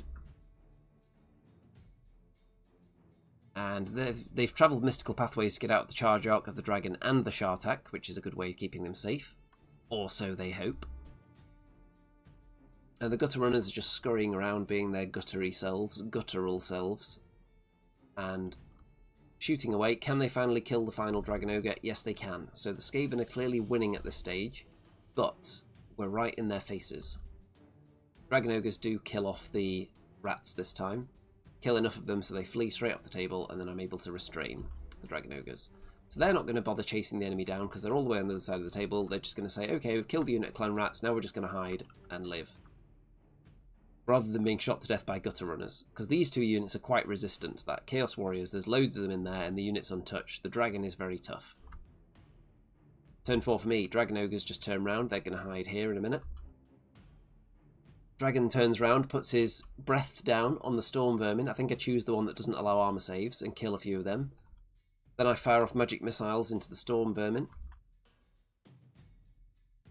Into the gutter runners, I mean. But don't kill any units yet. The storm vermin again travel mystical pathways to get away and hide behind there. And they're now out of my dragon's charge arc as well. So it's very sneaky, this Skaven list. I've not been able to pin them down very much. A human hand there. So, I'm going to have to get into a position and just do breath attack again with the dragon. My turn 5. Dragon ogres continue hiding there.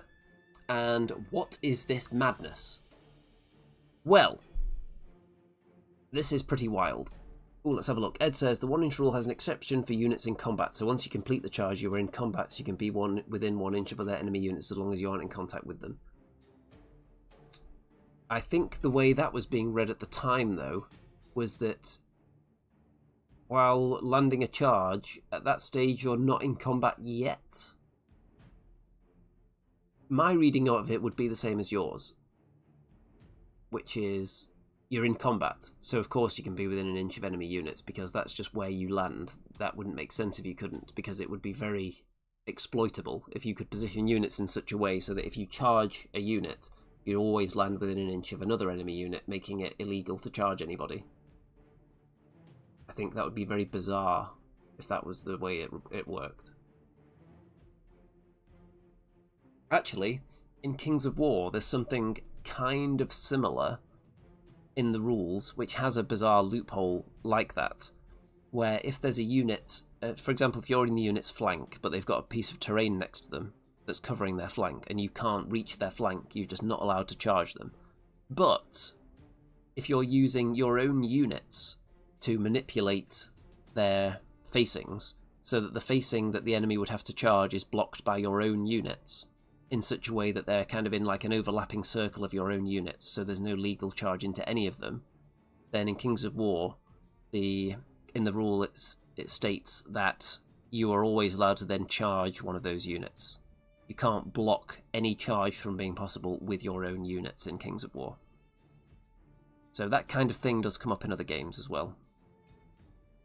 Alex says, second bullet point under continuing head, I think it would come in. So you redirect into the gutter runners, I think. Interesting. Which would have worked out for you as they can't react, so no stand and shoot. Yeah, that would have been interesting. It's a very bizarre situation, though. But this is a very bizarre game with bizarre rules. But what's going on here? You'll notice there is no Grey Seer anymore. You'll notice loads of the Storm Vermin and Gutter Runners are dead. What could have possibly happened? Well, while I was casting my spells, the Grey Seer, on his final wound, trying to dispel them, only went and rolled a miscast and exploded into a massive template, killing half of his own unit, killing himself, and killing a few gutter runners, removing all his magical output and defense, and crippling his best unit. Well, what can you do about that, really, as a Skaven player, other than just not trying to stop spells because you're on your last wound? And I don't know if that's necessarily the right course of action. But the Grey Seer is dead, and all the other units are now crippled beyond repair. You can see from the big dragon breath that happened this turn, loads of them got killed as well. And the magic missiles killed a load of gutter runners as well. So, the Skaven forces, the Skaven Warlord killed itself with the Fellblade. The Grey Seer took all of its own wounds with Warpstone tokens and a miscast. So, the Skaven are actually close to... Even if I kill all this stuff around here now, they're going to be pretty close to killing more of their own stuff than I actually killed. Which is very Skaven-y, I think. It would be quite Goblin-y as well. Turn 6 for the enemy, so the Gutter Runner's just getting out of position, so they can't be charged, really. And the Storm Vermin decides to charge the dragon, because if they're going to win now, they have to take down the dragon. But they don't, obviously. So at this point, in my turn, in this position, I'm thinking, I've got 2 magic missiles. There are 2 expensive units of Gutter Runners there. Let's see exactly how much they are. Each one is 324 points. I've got 2 magic missiles, turn round, magic missile both of them into dust, so I get a load of points for killing the 2 Gutter Runner units, and there's no way they can flee from my shooting far enough away, because I'm on a hill as well, so I could see over the clan rats. So I think I should be able to pick them up, and then the dragon can just try and finish off the Storm Vermin. And we'll see if that's possible. So turn 6, finish off all the Gutter Runners with magic missiles, and the Storm Vermin survive. So, it is a win, again, for the Warriors of Chaos, a 16-4 win. And, again, went very well. Lost the Knights and 1 unit of Dragon Ogres, eventually. Everything else very intact. And I'm really enjoying this big brick of Chaos Warriors with a Sorcerer with magic missiles. Kind of teleporting around almost with the fly spell. Just flying 12 inches, firing out magic missiles, and then being in this bunker that people don't really want to fight because it's pretty tough, Chaos Warriors. It would be even more powerful in like a unit of Chosen, but they are not core. So, with a list that wants to have this many Dragon Ogres in it, Okay, into round 4, and it's against Dwarves. So, it is command and control. So this piece of terrain in the middle, this is going to be a big impassable forest. And if you control that at the end of the game, you get 200 bonus points. And you do that by having a unit with 5 unit strength there, and the enemy doesn't. I'm going to feel bad for any dwarf that I kill. Obviously, I've been playing dwarves for the entire year since Old World came out. Barely touched any other armies. But this is very different to any list that I've taken recently. This is multiple small units of dwarves. You don't see it often. There are some drawbacks and there are some benefits. Benefits being, so deployment-wise, you get to deploy a couple of weak units and you've seen pretty much the enemy's whole army, and then you can deploy your better stuff. Also, anytime a unit gets killed, like a dragon hunting down 6 Quarrelers or 6 Thunderers is not giving away a lot of points. Downside, your units aren't that dangerous hitting back, and each one individually is quite weak, so each one that dies, it will add up, rather than having to kill a massive Death Star of dwarves, which you're unlikely to do, so you just may end up scoring nothing if you don't have the tools. So we'll see how it goes anyway. I'm going to crack open the dwarf list right here, and then I'll show you what's in it. So you can see there's some rangers here. I'll just go through it as they appear on the screen. 9 rangers with great weapons, shields, command. 6 quarrelers. A gyrocopter with a clatter gun. 6 thunderers. 6 iron drakes with a trollhammer torpedo. And there is the Thane with the exploding handgun of doom there, with the bursting flame, rapid fire, accuracy. And also he's got a ward save against flaming attacks as well, this guy. There are, how many hammers is that? 12 hammerers. They're drilled. Any of these units that can be drilled are drilled. So, yeah, they just have a command. Nothing else fancy. The king is in there, so obviously king on shield bearers, the usual choice. Full plate. Master Rune of Gromril for that very spicy save. Rune of parrying. Make him harder to punch, particularly if he gets into a challenge with my dragon, for example. Rune of Preservation to prevent multi-damage, which I don't do anyway, so that's not an issue. And Rune of Might. So, I'm fairly confident I could beat the Dwarf King in a challenge with my Dragon Lord. Oh, by the way, since Game 1, I haven't been rolling on the Eye of the Gods table, because I found out it's actually optional, and I was too traumatised by becoming stupid with the dragon in Game 1 that I just haven't been rolling on it. But in this game I do start rolling on it again, slowly getting my confidence back after those wins. There is a cannon on the hill as well, and there's an organ gun in the middle. There is also an engineer with the stupidity gun hanging out there, which is a combo I started to like recently. The Rune of Concussive Force, so if you score a hit on a unit they become stupid next turn. Which against any army other than dwarves is a lot more effective than Dwarf Civil War, because dwarf units are often going to be leadership 9 or 10. Most armies are around leadership, let's say 7 to 9 on most of their units, with not much 10 scattered throughout the game. A shot over the shoulder of Egrim van Horstman there on his mighty Chaos Dragon. Turn 1 for the Forces of Chaos first. So, I decided to ignore the gyrocopter entirely, and it is going to be able to bait my Chaos Knights, but I'm just going to have to live with that because I've chosen the Mark of Khorne. I don't think the Mark of Khorne is an optimal choice by any means, because it allows your unit to be baited around by things like gyrocopters and skirmish troops that can run away from you. So, I think you try and inject a bit of fun into the game with a frenzied unit, but I think really the drawback is too big. So I think a different mark on them would make them a more useful part of the army. They feel like the one thing in there that's less optimal, because it's not a lot of wounds in that unit, and they can be manipulated. Dragon Ogres feel very good, solid. The Dragon, of course, feels good. The Chaos Warriors feel good in that big block with a Sorcerer protecting him. It's just the Knights don't feel particularly efficient. I'm not really going to ditch them, because this is all I've got painted at the moment, and I think they're cool. But, in general, they feel like the least efficient unit, with the Mark of Khorne on them anyway, so I'll try out some different stuff. These are only my first games with Chaos Warriors at this tournament.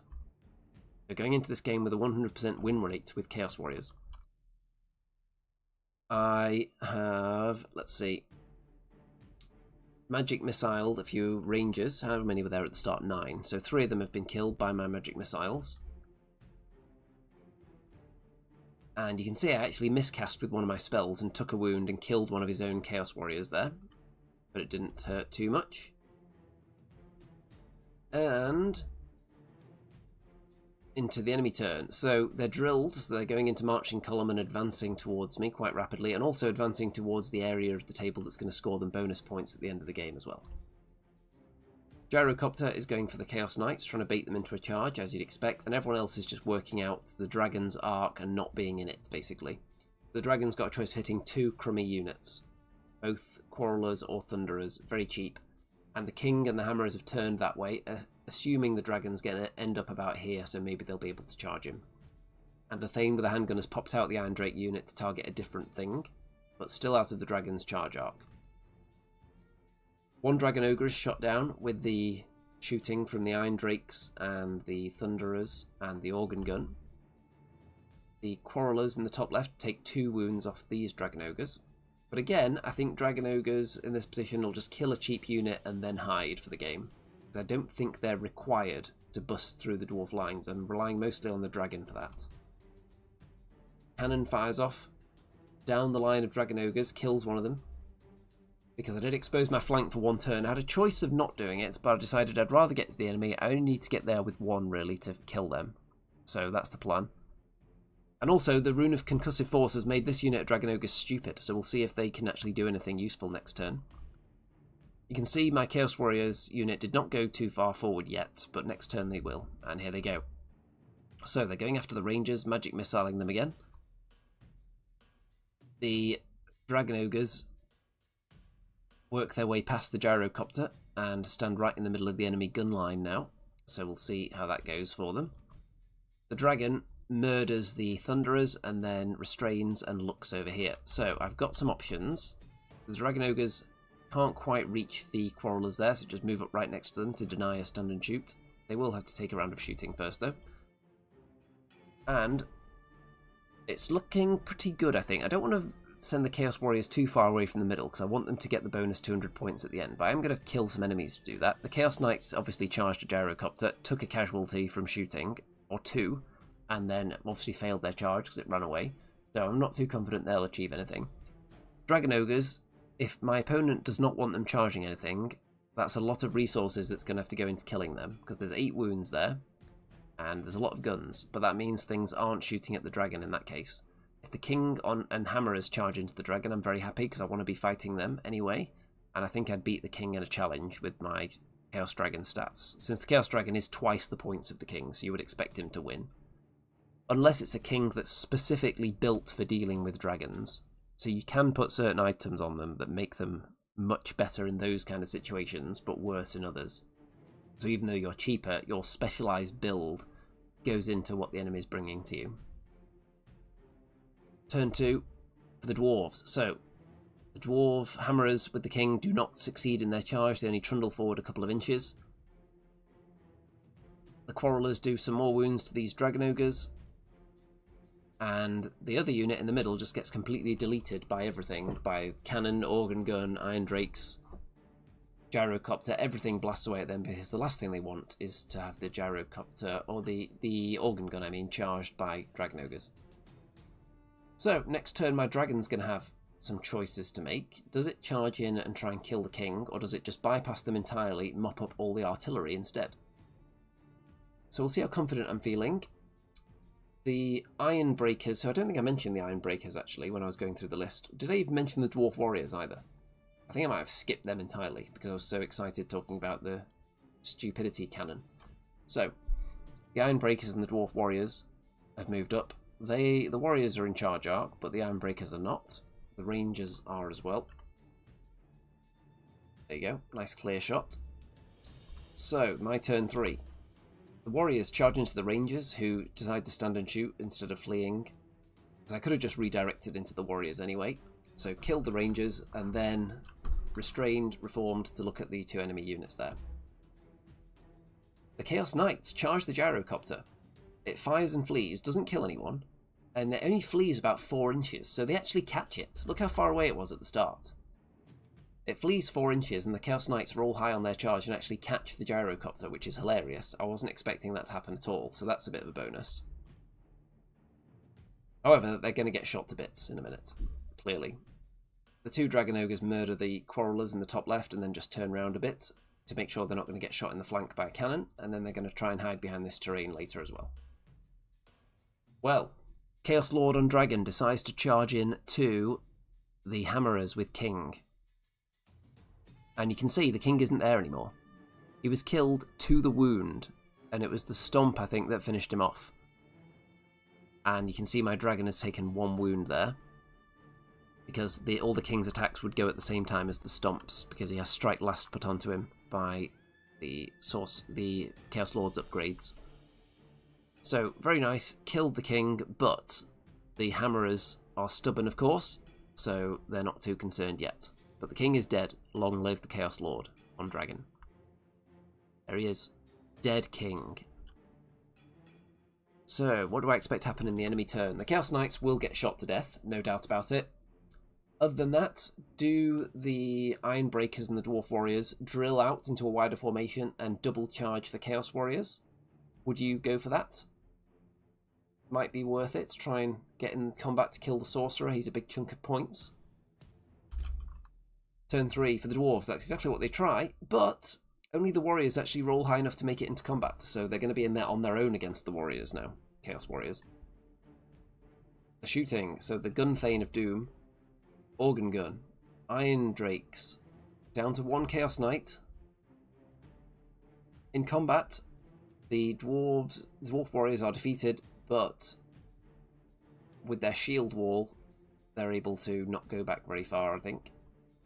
And because it's my turn next, I restrain so that I can then decide whether I want to charge anyone or whether I want to magic missile them. And also in combat up at the top in the next round against the Hammerers, the Chaos Lord murders one of them in combat in the challenge, and then the rest of them flee, but he doesn't quite catch them because they bounce through the organ gun, and then the dragon does not quite reach the organ gun with the pursuit. But it's my turn next, so I'll be able to charge them again and just kill them because they're not going to outrun me. So, my turn. Dragon Ogre's hiding. Chaos Knight charges the organ gun that flees and doesn't reach the table edge and doesn't get caught. Dragon charges into the Hammerers and catches them and eats them all for dinner. My Chaos Warrior block charges into the Warriors but also touches the Iron Breakers, so I'm fighting both of them. I win the combat, and both units give ground, I think, as a result. In the enemy turn, the Iron Drakes turn round. Cannon, everything blasting away at the dragon. The Stupidity Cannon makes it stupid, so we'll see if that affects it next turn. And Dragon Ogres take some more wounds as well. I think the Thane with the handgun, there he is, he's popped out so we can see the Dragon Ogres. This unit that's hiding, so he's able to shoot them. And then I win the combat again over here, but they're not massively murdering each other. Both these sides are kitted out more for defense than offensive output. And what's that? A rogue phone on the table. Turn 5 for me. So from this position, I'm feeling pretty confident. I've scooped up loads of points already. The dragon's in position to charge there. I decided rather than going and chasing down the cannon, I would make sure that I kill both these units. The dragon can join in this combat, and then the Chaos Warriors will be able to claim the centre as well to get the bonus victory points. So look at that massive combat resolution. So I've gone up to 14 and my opponent's on 3. So the dragon steamed into the Dwarf Warriors, and as a result of that just massacred everybody. And then ran down both units. So it's looking good, and the Chaos Dragon is now staring at that cannon with menacing intent. Turn 5 for the Dwarves, one chance to try and kill something before it's on you again. Cannon fire takes out 4 Chaos Warriors. And then more of them. One more Dragon Ogre gets killed by the Thane with a handgun, so I'm going to have to hide from him now. And then in my turn I do hide behind this terrain, because he can't see me now, and even with a 3-inch move he won't be able to see me. and hanging out on the objective area with my Chaos Warriors, and the dragon is just murdering cannons and running off behind a hill. So, final turn for the enemy. Trying to blast away my Chaos Warriors. Kills quite a few of them. They do not panic, and that is that. So, that is another win for the Warriors of Chaos, meaning going into the final round, top of the table, 1 game to play, knowing that I'm in first place, so I only needed a draw in the last game to actually win the event, which would be wild, considering I didn't know my rules particularly a couple of days before the event, and then even during the event I was learning some of them as they came up. So let's look at some of the armies during the lunch break on day 2. We have got some Wolves of the Sea with Skin Wolves. And what models are these? I don't think I've seen these before. Very horrible looking, aren't they? Then we've got some very, very stylish, very well painted Orcs and Goblins. Particularly like these 2 giants. Very nice. Then we've got some more Goblins. These are very cool as well, actually. And you get bonus points for having loads of squigs, of course. Rolando says, this is a treat to see how you will provide an answer to a dragon. Oh wait, you went OP and got Warriors of Chaos on a dragon. Yeah. So, yes. Chaos Warriors were my first army back in the day. And building an army of entirely 90s and 80s Chaos Warriors is a lot of fun. But also, you get to field a dragon and see how it does. So far it's been chomping people to pieces. And this is only 1 dragon. You can actually take 3 in a Chaos Warriors army. So, I don't know if I would ever go that far. It depends if a model particularly appealed to me, because this whole army project is really just a passion project of models that I think are amazing from the 90s. So we'll see if I can find anything from that era that would represent one of the dragons in the list. I can't see ever running 3, because that's a bit too much in my opinion. I like to have something that resembles a real army, so you've got blocks of troops and then supporting units and supporting heroes. Stylish Goblins. These are the other Goblins that I've got some nice close-ups of now. The Warp Miniatures Gnome Goblins. Very stylish. But we've already seen them. Then some more Dwarves, Royal Clan. Nice to see some Dwarf representation. Cool colour scheme going on there. And everyone obviously has a Lord on Shield Bearers, because they are very hot right now. We've got some ethereal goodness with some skeletons thrown in as well. I was kind of disappointed that I didn't get to play against an ethereal army at this event, because as I was going through my list the day before, I realised, wait a minute, everything in my army has magic attacks. What is this madness? Everything in a Warriors of Chaos army, you can take a whole army with magical attacks. That's wild. So I was hoping to face something ethereal, but it didn't happen. Let's see, Rolando says, can you get Dragon Mount Warriors of Chaos? I don't think there's one available at the moment. Was there one on Made to Order? Which one was available? You can get some, you can get the, can you still buy the Warp Dragon? But I was looking at the Warp Dragon, and I think it was released in like 2006, and my entire army, I'm not allowed anything in there after 1998, is my own personal rule. So I'm not going to be using any of the more recent models.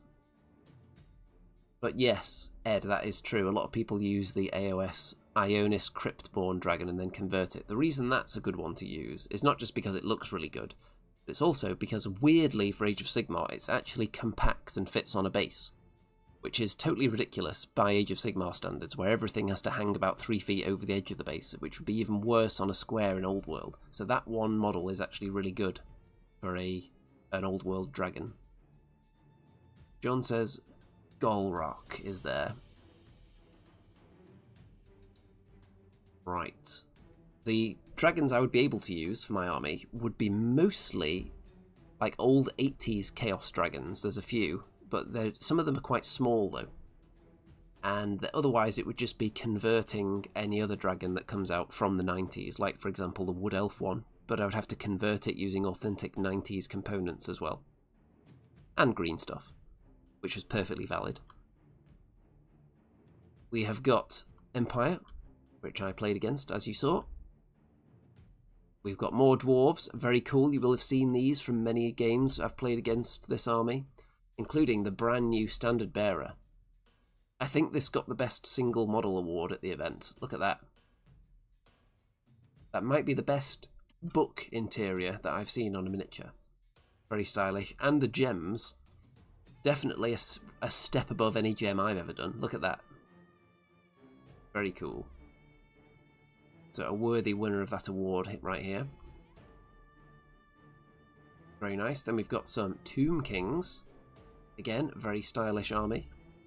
Stylish chariot. I didn't even notice these at the time, all these little symbols on there. Very nice. Very nice heroes. Corner highlighting going on. We like to see that. We've got some Orcs. I don't think these are fully finished actually, but very nice anyway. Cool Goblins. Skaven, which we saw in the game earlier. Wood Elves, which I have played against before actually, this army, so you will have seen this before. And we've got some Beastmen. So there were Beastmen at this event, but I didn't get to play them, which is sad because they're cool. Open battle. So, final round up against the filthy, disgusting High Elf scum. That's a little bit harsh. I think maybe Chaos deserve the word scum used on them more than High Elves. But let's pull up the list. So, this is also a YouTube versus YouTube battle as well, because this is the army of the man himself, Mr. Close Order of YouTube fame. He does a lot of old world content, and as far as I know, plays a lot of games. And without spoiling the result, this is a very technical game with lots of wrangling for position, which is what I like. Which I've actually been missing that in the old world, because playing Dwarves, you don't really have a dynamic, moving army. So you're not moving forward looking for angles, marking out charge arcs and finding the sweet spot and then planning moves ahead. If the enemy charges in here, I can then countercharge with this. You're mostly just standing there and shooting stuff. So this game in particular is one that is very dynamic, with lots of technical wrangling, which I enjoy a lot. So, let's go through the High Elf list. First of all, we have a 500-point hero. Well, 491 technically, so a little bit less than a Chaos Lord, so you'd expect the Chaos Lord to just about come out on top in a one-on-one duel, but maybe not kill it by the end of a game, but maybe. So it's a Prince on a Star Dragon, which is the best dragon they have. I think it's 9 wounds, it does d6 plus 1 stomps rather than d6, which is really good. It's got a 3-up save, a Seed of Rebirth, Opal Amulet, Dragon Helm, Blood of Kalador.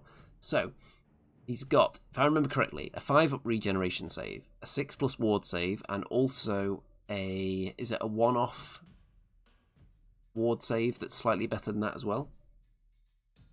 So, similar to my Chaos Dragon in survivability.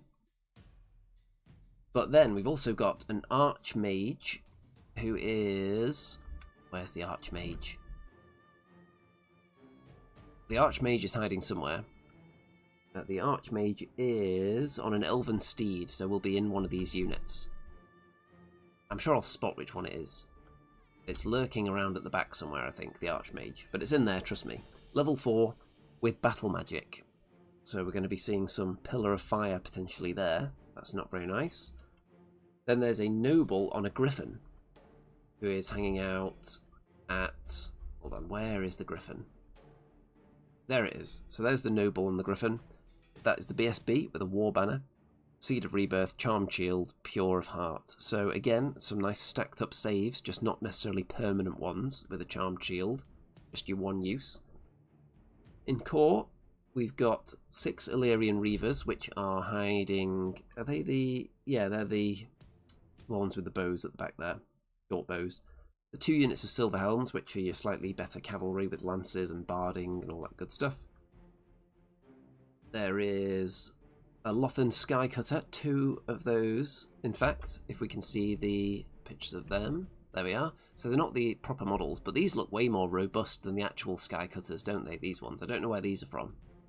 I'm going to guess maybe they're a 3D printed one, but I don't know that for a fact. 2 of those.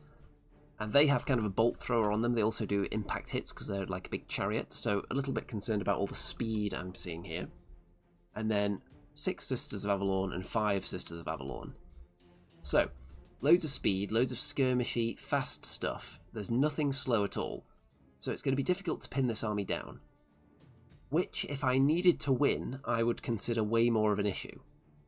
The fact is, I only need a draw to win the tournament, because I'm at the top of the table at the moment. So, that is definitely in my favour. I think, going into a game where I needed to beat this army, I don't think that is favourable at all for me, because this is a very evasive High Elf list. It can get away from me quite easily. Whenever I have something in my charge arc, it will mostly be able to get out. But thankfully, they have to attack me, because otherwise I just win the event. So, for this game, I've gone for Demonic Vigour to get my enchantment. I've gone for 2 enchantments, actually. And for Demonic Vessel as well, in case I get into combat and want to increase my strength and attacks, because I'll only get in combat if the enemy want to get in combat with me, but they may want to, because they need to actually kill me to win the game, and maybe the tournament. Steed of Shadows, again, I'm really enjoying this one, flying around with my Chaos Warrior block and then casting magic missiles, so again, I've taken the summoning and then Fireball from the Ruby Ring.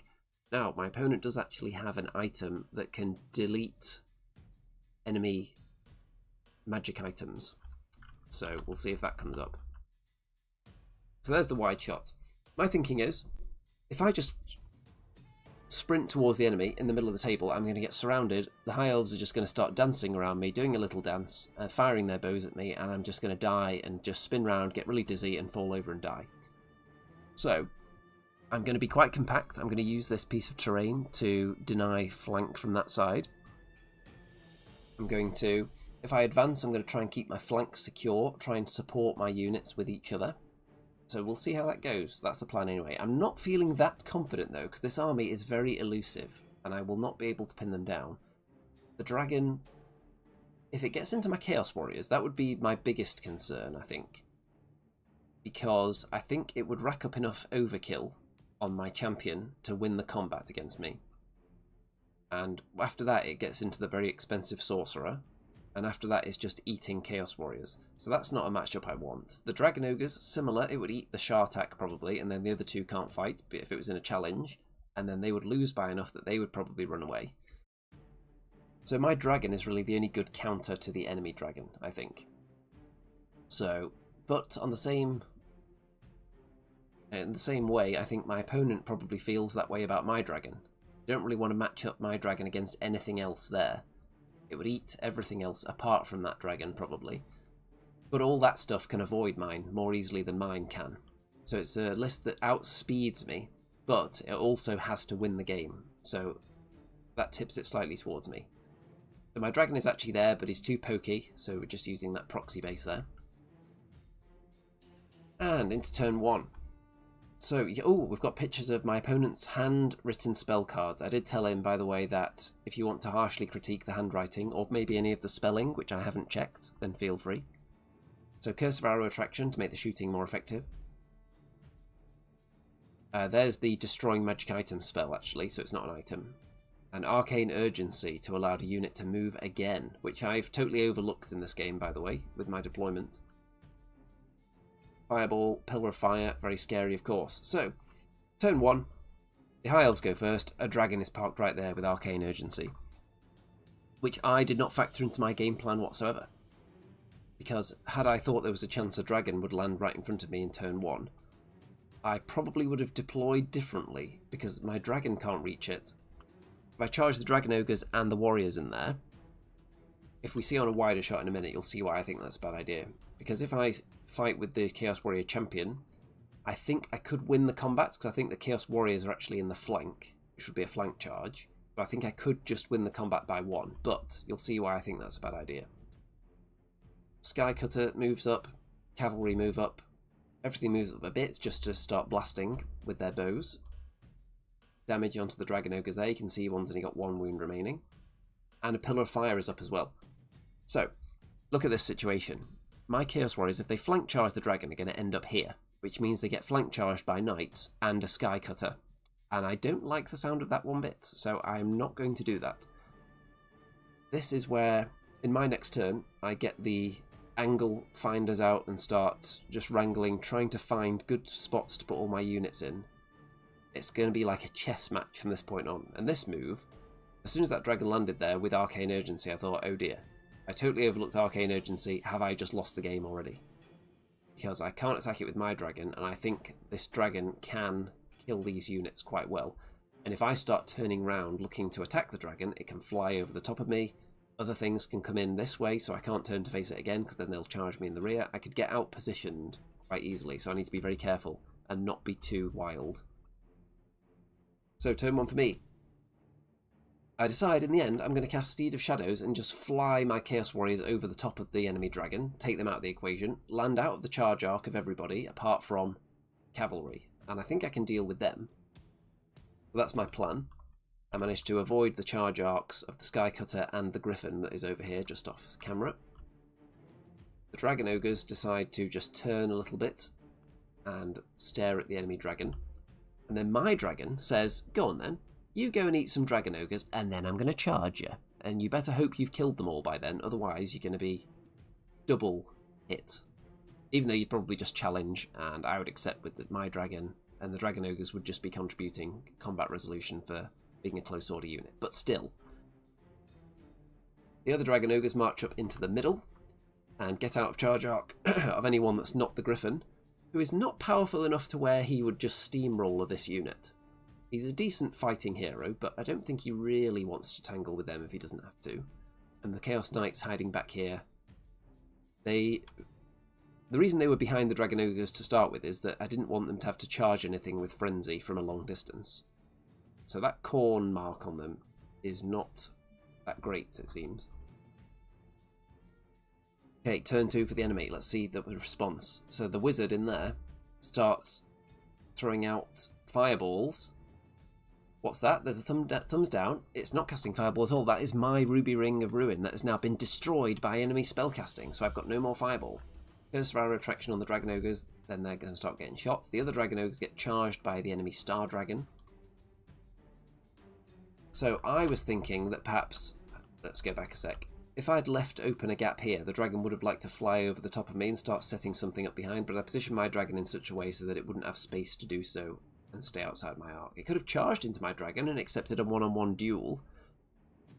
And I thought I made that tempting because I've positioned myself in such a way that if I have to fall back, then I will die. But I'm so confident that I would just beat the enemy dragon in combat because I would put Strike Last Door into it, I would be able to get all my attacks in, and I think I would just about win on average. I think I'm confident enough that I was willing to offer that as a temptation piece. Like, you can charge me, if you make me fall back, I just die. So why don't you come and fight? So maybe that was too obvious as a trap, and the choice is to go into the Dragon Ogres instead. So, the Griffin, in another chess move, has then said, well, if I charge the Dragon Ogres and your dragon charges me, I'm confident you're not going to kill me in one turn, at which point I will then rear-charge you with my Griffin. And what do you think about that? So, we're setting up pieces. It is very like a chess game, the way you would approach a chess game. As you're saying, okay, you could come and take this piece, but I'm threatening you with this, so whatever you take it with, you're also going to lose. And then you would set something up, say, okay, well, if I take that and you take that, then I then take you, and now I can do this, so you better set up something to cover that. So I do like these kind of games. And we've got the Knights decide to charge into the Chaos Warriors. I don't know whether they just want to kill the Wizard or whether they just like their chances anyway, because they are just basic Chaos Warriors, so they're not amazing. They are just really solid. And it is a big old blob of them. 27. Okay, let's see how it goes. You can see everyone else is just staying out of the charge arc of my Dragon Ogres and staying out of charge range. And that's kind of one reason I want the Dragon Ogres in the middle, because the enemy don't really want to tangle with them, and I feel like they're going to put a lot of resources in trying to kill them. At which point, you can see they've already given up on their flanking manoeuvre, actually, so it's already worked from that perspective. Then these knights and the Skycutter are no longer going around the back of my army, which makes me happy. They're now going back to deal with the Dragon Ogres. Oh yeah, Steve, that is a good point. The High Elf Dragon wouldn't have fight last, he has fight first, so it would be initiative order, and he'd have +3 for charging, so it would hit you first. Okay, so yes, it would get rid of the fight first, and put it onto initiative order, because he does have strike first already, so it would just take that away. So yes, you are correct. If he charged in, he would get to go first. But in a one-on-one dragon duel, they're not going to one-shot each other, so I'd still be confident that I would win. And especially if I get the charge, anyway. I think the Star Dragon, the Prince on the Star Dragon, has a slightly better weapon than I do. But my saves are marginally better. And of course, I can be building up my stats with the Eye of the Gods as well. So that swings it even more towards me. I think the Chaos Dragon is just slightly better. Steve says, what we're saying is that Edward Order, yes, that is his real name. I've seen his birth certificate. Of the Close Order channel was too much of a wuss. That is one interpretation of these events. You could infer that from what you're seeing here. But I would say killing the Dragon Ogres is just some good juicy points. And then if you're going to fight my dragon anyway, we're both going to get to fight because we're not going to one-shot each other, so maybe you just don't care about getting the charge in. Maybe you don't care if you're the one that gets charged. Which is valid, because they are not going to one-shot each other, so we're both going to get all our attacks in anyway. So it's kind of irrelevant who goes first.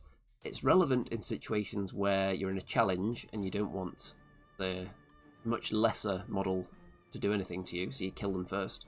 Or there's no character and you want to wipe out the front rank. Really matters there. If it's anything you can just kill with your attacks, then yes, you really want to go first. But if you're both going to get to swing anyway, it's not as big a deal.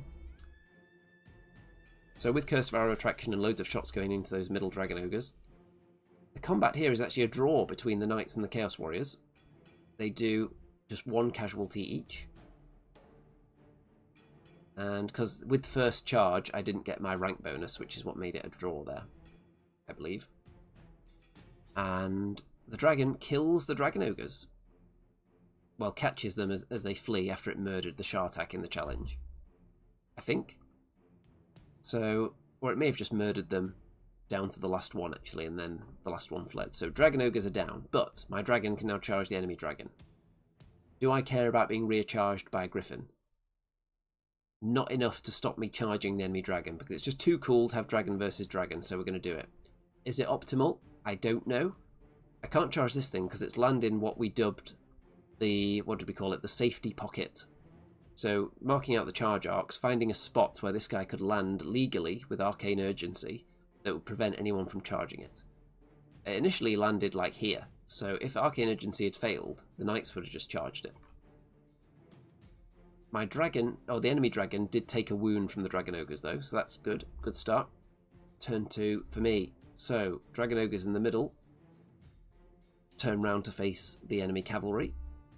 The Chaos Warriors murdered all of the enemy elven knights this turn, which is great. Just killed all of them outright, and then reformed afterwards to face back to where the real action is.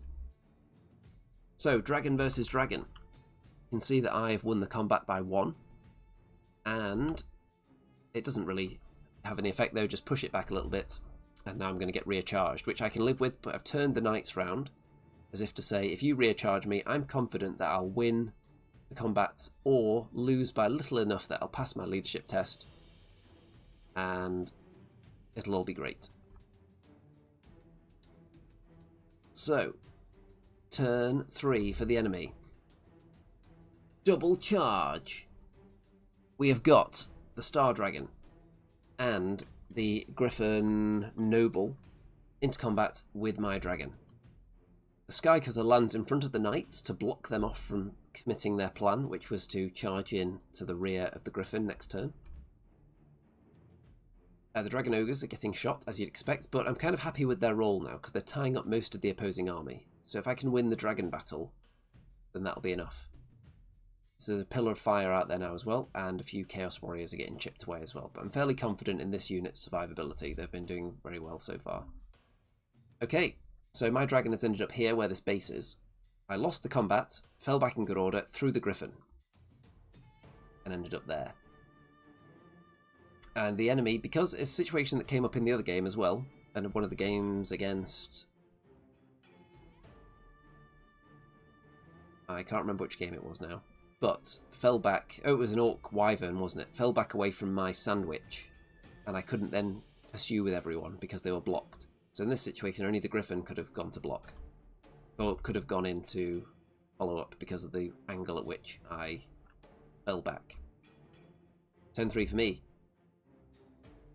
Well, you may notice that the enemy dragon is gone. I charged back into it, did a wound, and it fled off the table. Bum bum bum. The elf general on Star Dragon is dead.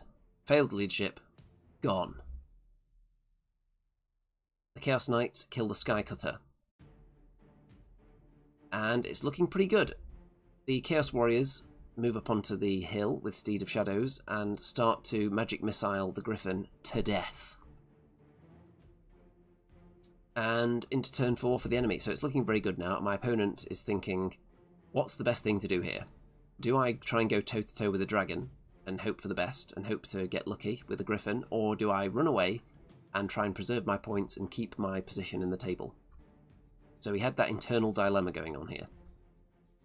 And you can see that the Griffin has decided, I am not required anymore. All I'm going to do if I stay here is die, so I'm going to Arcane Urgency and fly away as far as I can. Sky Cutter turns around as well, maybe thinking about the same thing.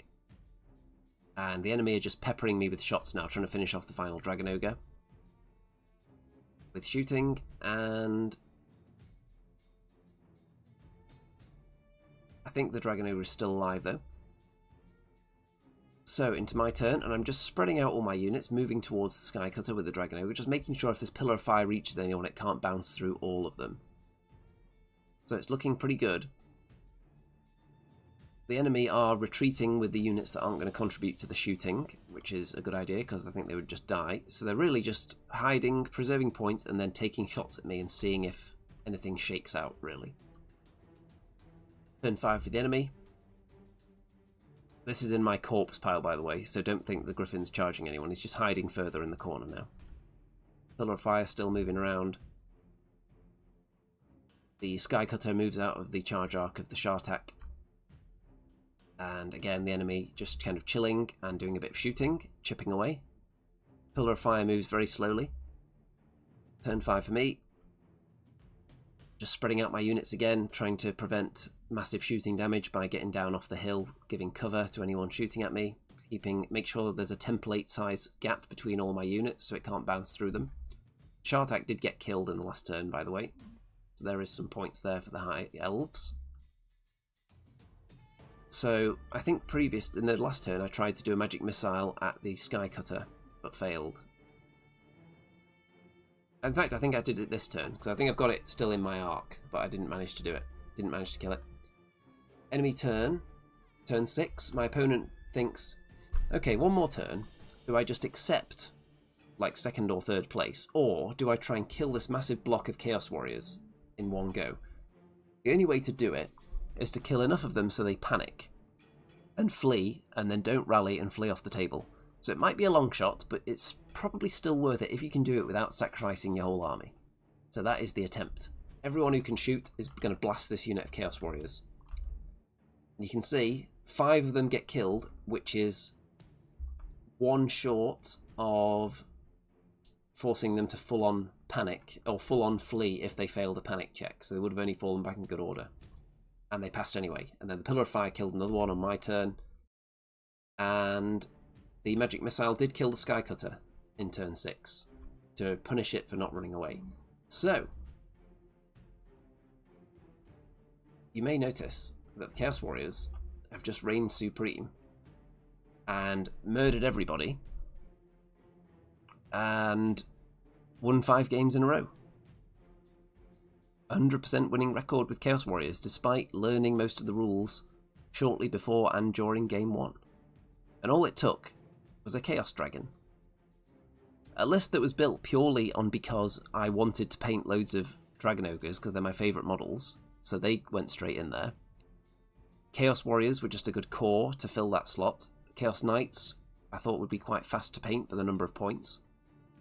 And then 2 very expensive characters, because that's going to be quick as well to paint. Well, not so much a dragon. That took me 5 solid days to paint that thing. Every night after work, and then I had 1 day off work during that week as well. So just spending every waking moment painting this dragon. And that was able to get 2,000 points ready for this event, and just murdered everybody. Chaos Dragon never died, the Warrior block never died, the Sorcerer never died. The Knights and the Dragon Ogres took turns dying, but you'd expect them to be the things that die first. And it just worked. It's not even like a super optimal Chaos Warriors list. I think the Mark of Khorne on the Knights is easy to manipulate from the enemy standpoint. I think the Rune Sword on the Lord on the Dragon isn't the best weapon choice, especially since some of the rules I picked for the Chaos Lord as well, I didn't pick up on the fact that they don't really work together, like poison attacks on a magical weapon, so I could have taken a different upgrade. So yeah, there's lots of combos that I can possibly try as upgrades on the units. There's other things I can do as well. I've got more units unbuilt and unpainted from the 90s ready to go. So yeah, first place for the Chaos Warriors. Who would know, who would have possibly thought that playing for a full year as Dwarves would yield no awards whatsoever, and then bringing a single Chaos Dragon would yield 5 wins in a row and a first place? Who could have possibly predicted that? Not even a triple dragon, not a double dragon, just one, the beefiest Chaos Dragon you can make defensively. And it's not even the most optimal Chaos Dragon, it can be better than that. So these things are beasts. It got down to 3 wounds in a couple of games, so they're not unstoppable. But they're pretty much as close as you can get, I think. Even Mega Death Star units struggle against this kind of thing. What would the dragon not want to see? Anything that does d6 wounds would be horrible to face, probably. But even then, on average, it's not getting through your saves. And when it does, on average, it's going to do 3 or 4 wounds. And if you think you're in real danger, you can always fly away. Which people have done against me when I've got dragons down to a couple of wounds. They hide behind a tower to not give away the points. And my dragon didn't really need to hide to survive much. Like maybe in a last turn where it couldn't do anything, it would move further away from the enemy. But I was quite aggressive with it in terms of trying to murder things. So maybe too aggressive, and I almost got it killed against a unit of Night Goblins in one of the earlier games. So yeah, very exciting times for the channel, obviously. Reigning supreme at an event with the Warriors of Chaos. Brand new army, first time on the table. Hopefully people liked seeing it. Hopefully it grabbed everyone by the nostalgia gland and squeezed vigorously. Ed says, my first game with the Chaos Dragon Lord was game 1 of a tournament, rolled stupidity turn 3 with the reroll and failed the stupidity test every turn for the rest of the game. Well, it almost went that way for me, because mine did become stupid in game 1 and failed the test and walked straight towards the enemy, but then managed to pass his test after that, and then I managed to keep him pretty much in combat from then on. So, luckily. But yeah, Eye of the Gods is a risky thing, and there are times you definitely don't need to use it. So I'm going to look at what I can be fighting in the game and then decide whether I even want to roll or not. Because the risk of stupidity, having a 600 plus point unit not do anything is too risky, I think. But even then, unless you really end up in a bad position through stupidity test failure, you're not that likely to die still, because you've still got all your saves. So, the question is, what can be tweaked in this list to make it even better, even though it's just won 5 games in a row? What can be improved? Let me know what you think in the comments or in the chat. John says, Death Hag Witch Star can take it. Is that so? What attributes does the Death Hag Witch Star have that mean it can take on a dragon? Do they have, for example, poison attacks or something that denies armor saves? Something nasty like that? Multi-damage attacks, maybe? What do they have? Ed says, got an old metal chariot? I like a caster on chariot. Well, there will certainly be chariots featured at some point. And I really like this as well, though. I like this. It's not even a Death Star, the Chaos Warrior brick. It's so big. So many of them. And with access to Steed of Shadows, they were never in too much danger. There was a few times they got whittled down to not many models, but no one got really close to killing them. So I thought that was very good. Let's see. Ed says more points denial than Death Star. Okay, perhaps. Yeah, if you can take any kind of unbreakable unit, and you've got lots of people in there that can just keep taking challenges, then that is going to deny points to something like a dragon. So a unit of hammerers with Ungrim in there, for example, if each individual hammerer keeps challenging the dragon over and over again for the whole game, then just nothing's going to happen, because the hammerers will be unbreakable. But as a dragon player, I would just not charge into them, unless I really had no choice. And then if you multi-charge, what would I want to multi-charge into hammerers and Ungrim, though? Because those things hit pretty hard. Interesting. Let me know also, because I've barely touched the laws of magic in this game at all. This is the first time at a tournament I've been casting real spells. Let me know about the other laws of magic, which ones you think would work well with this list. Obviously, demonology worked in this particular setting, because I was able to use it to fly around 12 inches and then use my magic missiles. So that worked really well. The enchantment buffs, because they're only on your own turn, and I was mostly using it as a magic missile bunker, I didn't get the benefit out of them, especially since I found out that they only last in your own turn, after I chose it as well. Ed says battle for Oaken Shield and Arcane Urgency. Yeah, I think Oaken Shield is one that lasts through your own turn, isn't it? Through the enemy turn, I mean, as well. And Arcane Urgency, very good. So, battle, yeah, you've got access to Pillar of Fire. Yes, that sounds good. The battle magic, I'll probably try that. I might try multiple wizards at some point, because Egrim van Horstman, of course, a famous sorcerer, so he could be run as a sorcerer on a dragon as well. So I could have 2 casters. Got some other models I'm working on that can pass for sorcerers as well. So the options are not quite endless, because I'm limited in which models I can get, since I'm going for 1998 or earlier.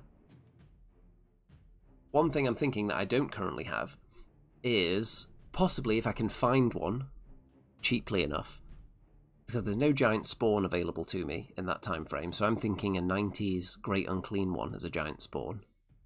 So if anyone has one of those that they want to part with for a reasonable price, then let me know. Otherwise I'll just be scouring eBay now and then. So, it's time to wrap this one up, I think. Obviously, very pleased with the epic triumph.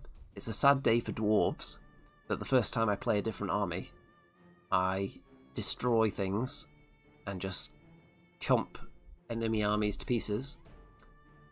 But it's a happy day for the Warriors of Chaos. So let me know your thoughts on the list, what you would tweak, what you want to see me try out, and whether you thought there were any interesting rules situations that you have a take on as well in any of these games. Let me know. Alex says Dark Magic is very good to support Dragon. Battle Lust on the Lord, Word of Pain is very good. I'll have to check out all these things. So, don't forget to check out all the links in the description, including if you want me to attend more tournaments, then why not pledge your entire life savings in the Patreon or PayPal links down there as well, which that pretty much entirely goes to partly paying for some tournament tickets at the moment. So you know it's going to a good cause, and I'm sure you'd only squander it anyway, so why not? Other than that, there's all the social media shenanigans down there. There's the Bad Squiddo free chicken code as well, if you're making an order from Bad Squiddo Games. You've got the Discord server, Facebook, and all that stuff down there as well. Don't forget to check them all out. And comment, obviously, like and subscribe and all that other nonsense that you have to do on the YouTubes. And look forward to seeing more chaotic murder very soon. All that remains to be said at this point, other than thanks for tuning in, everybody, is good night out there. whatever you are.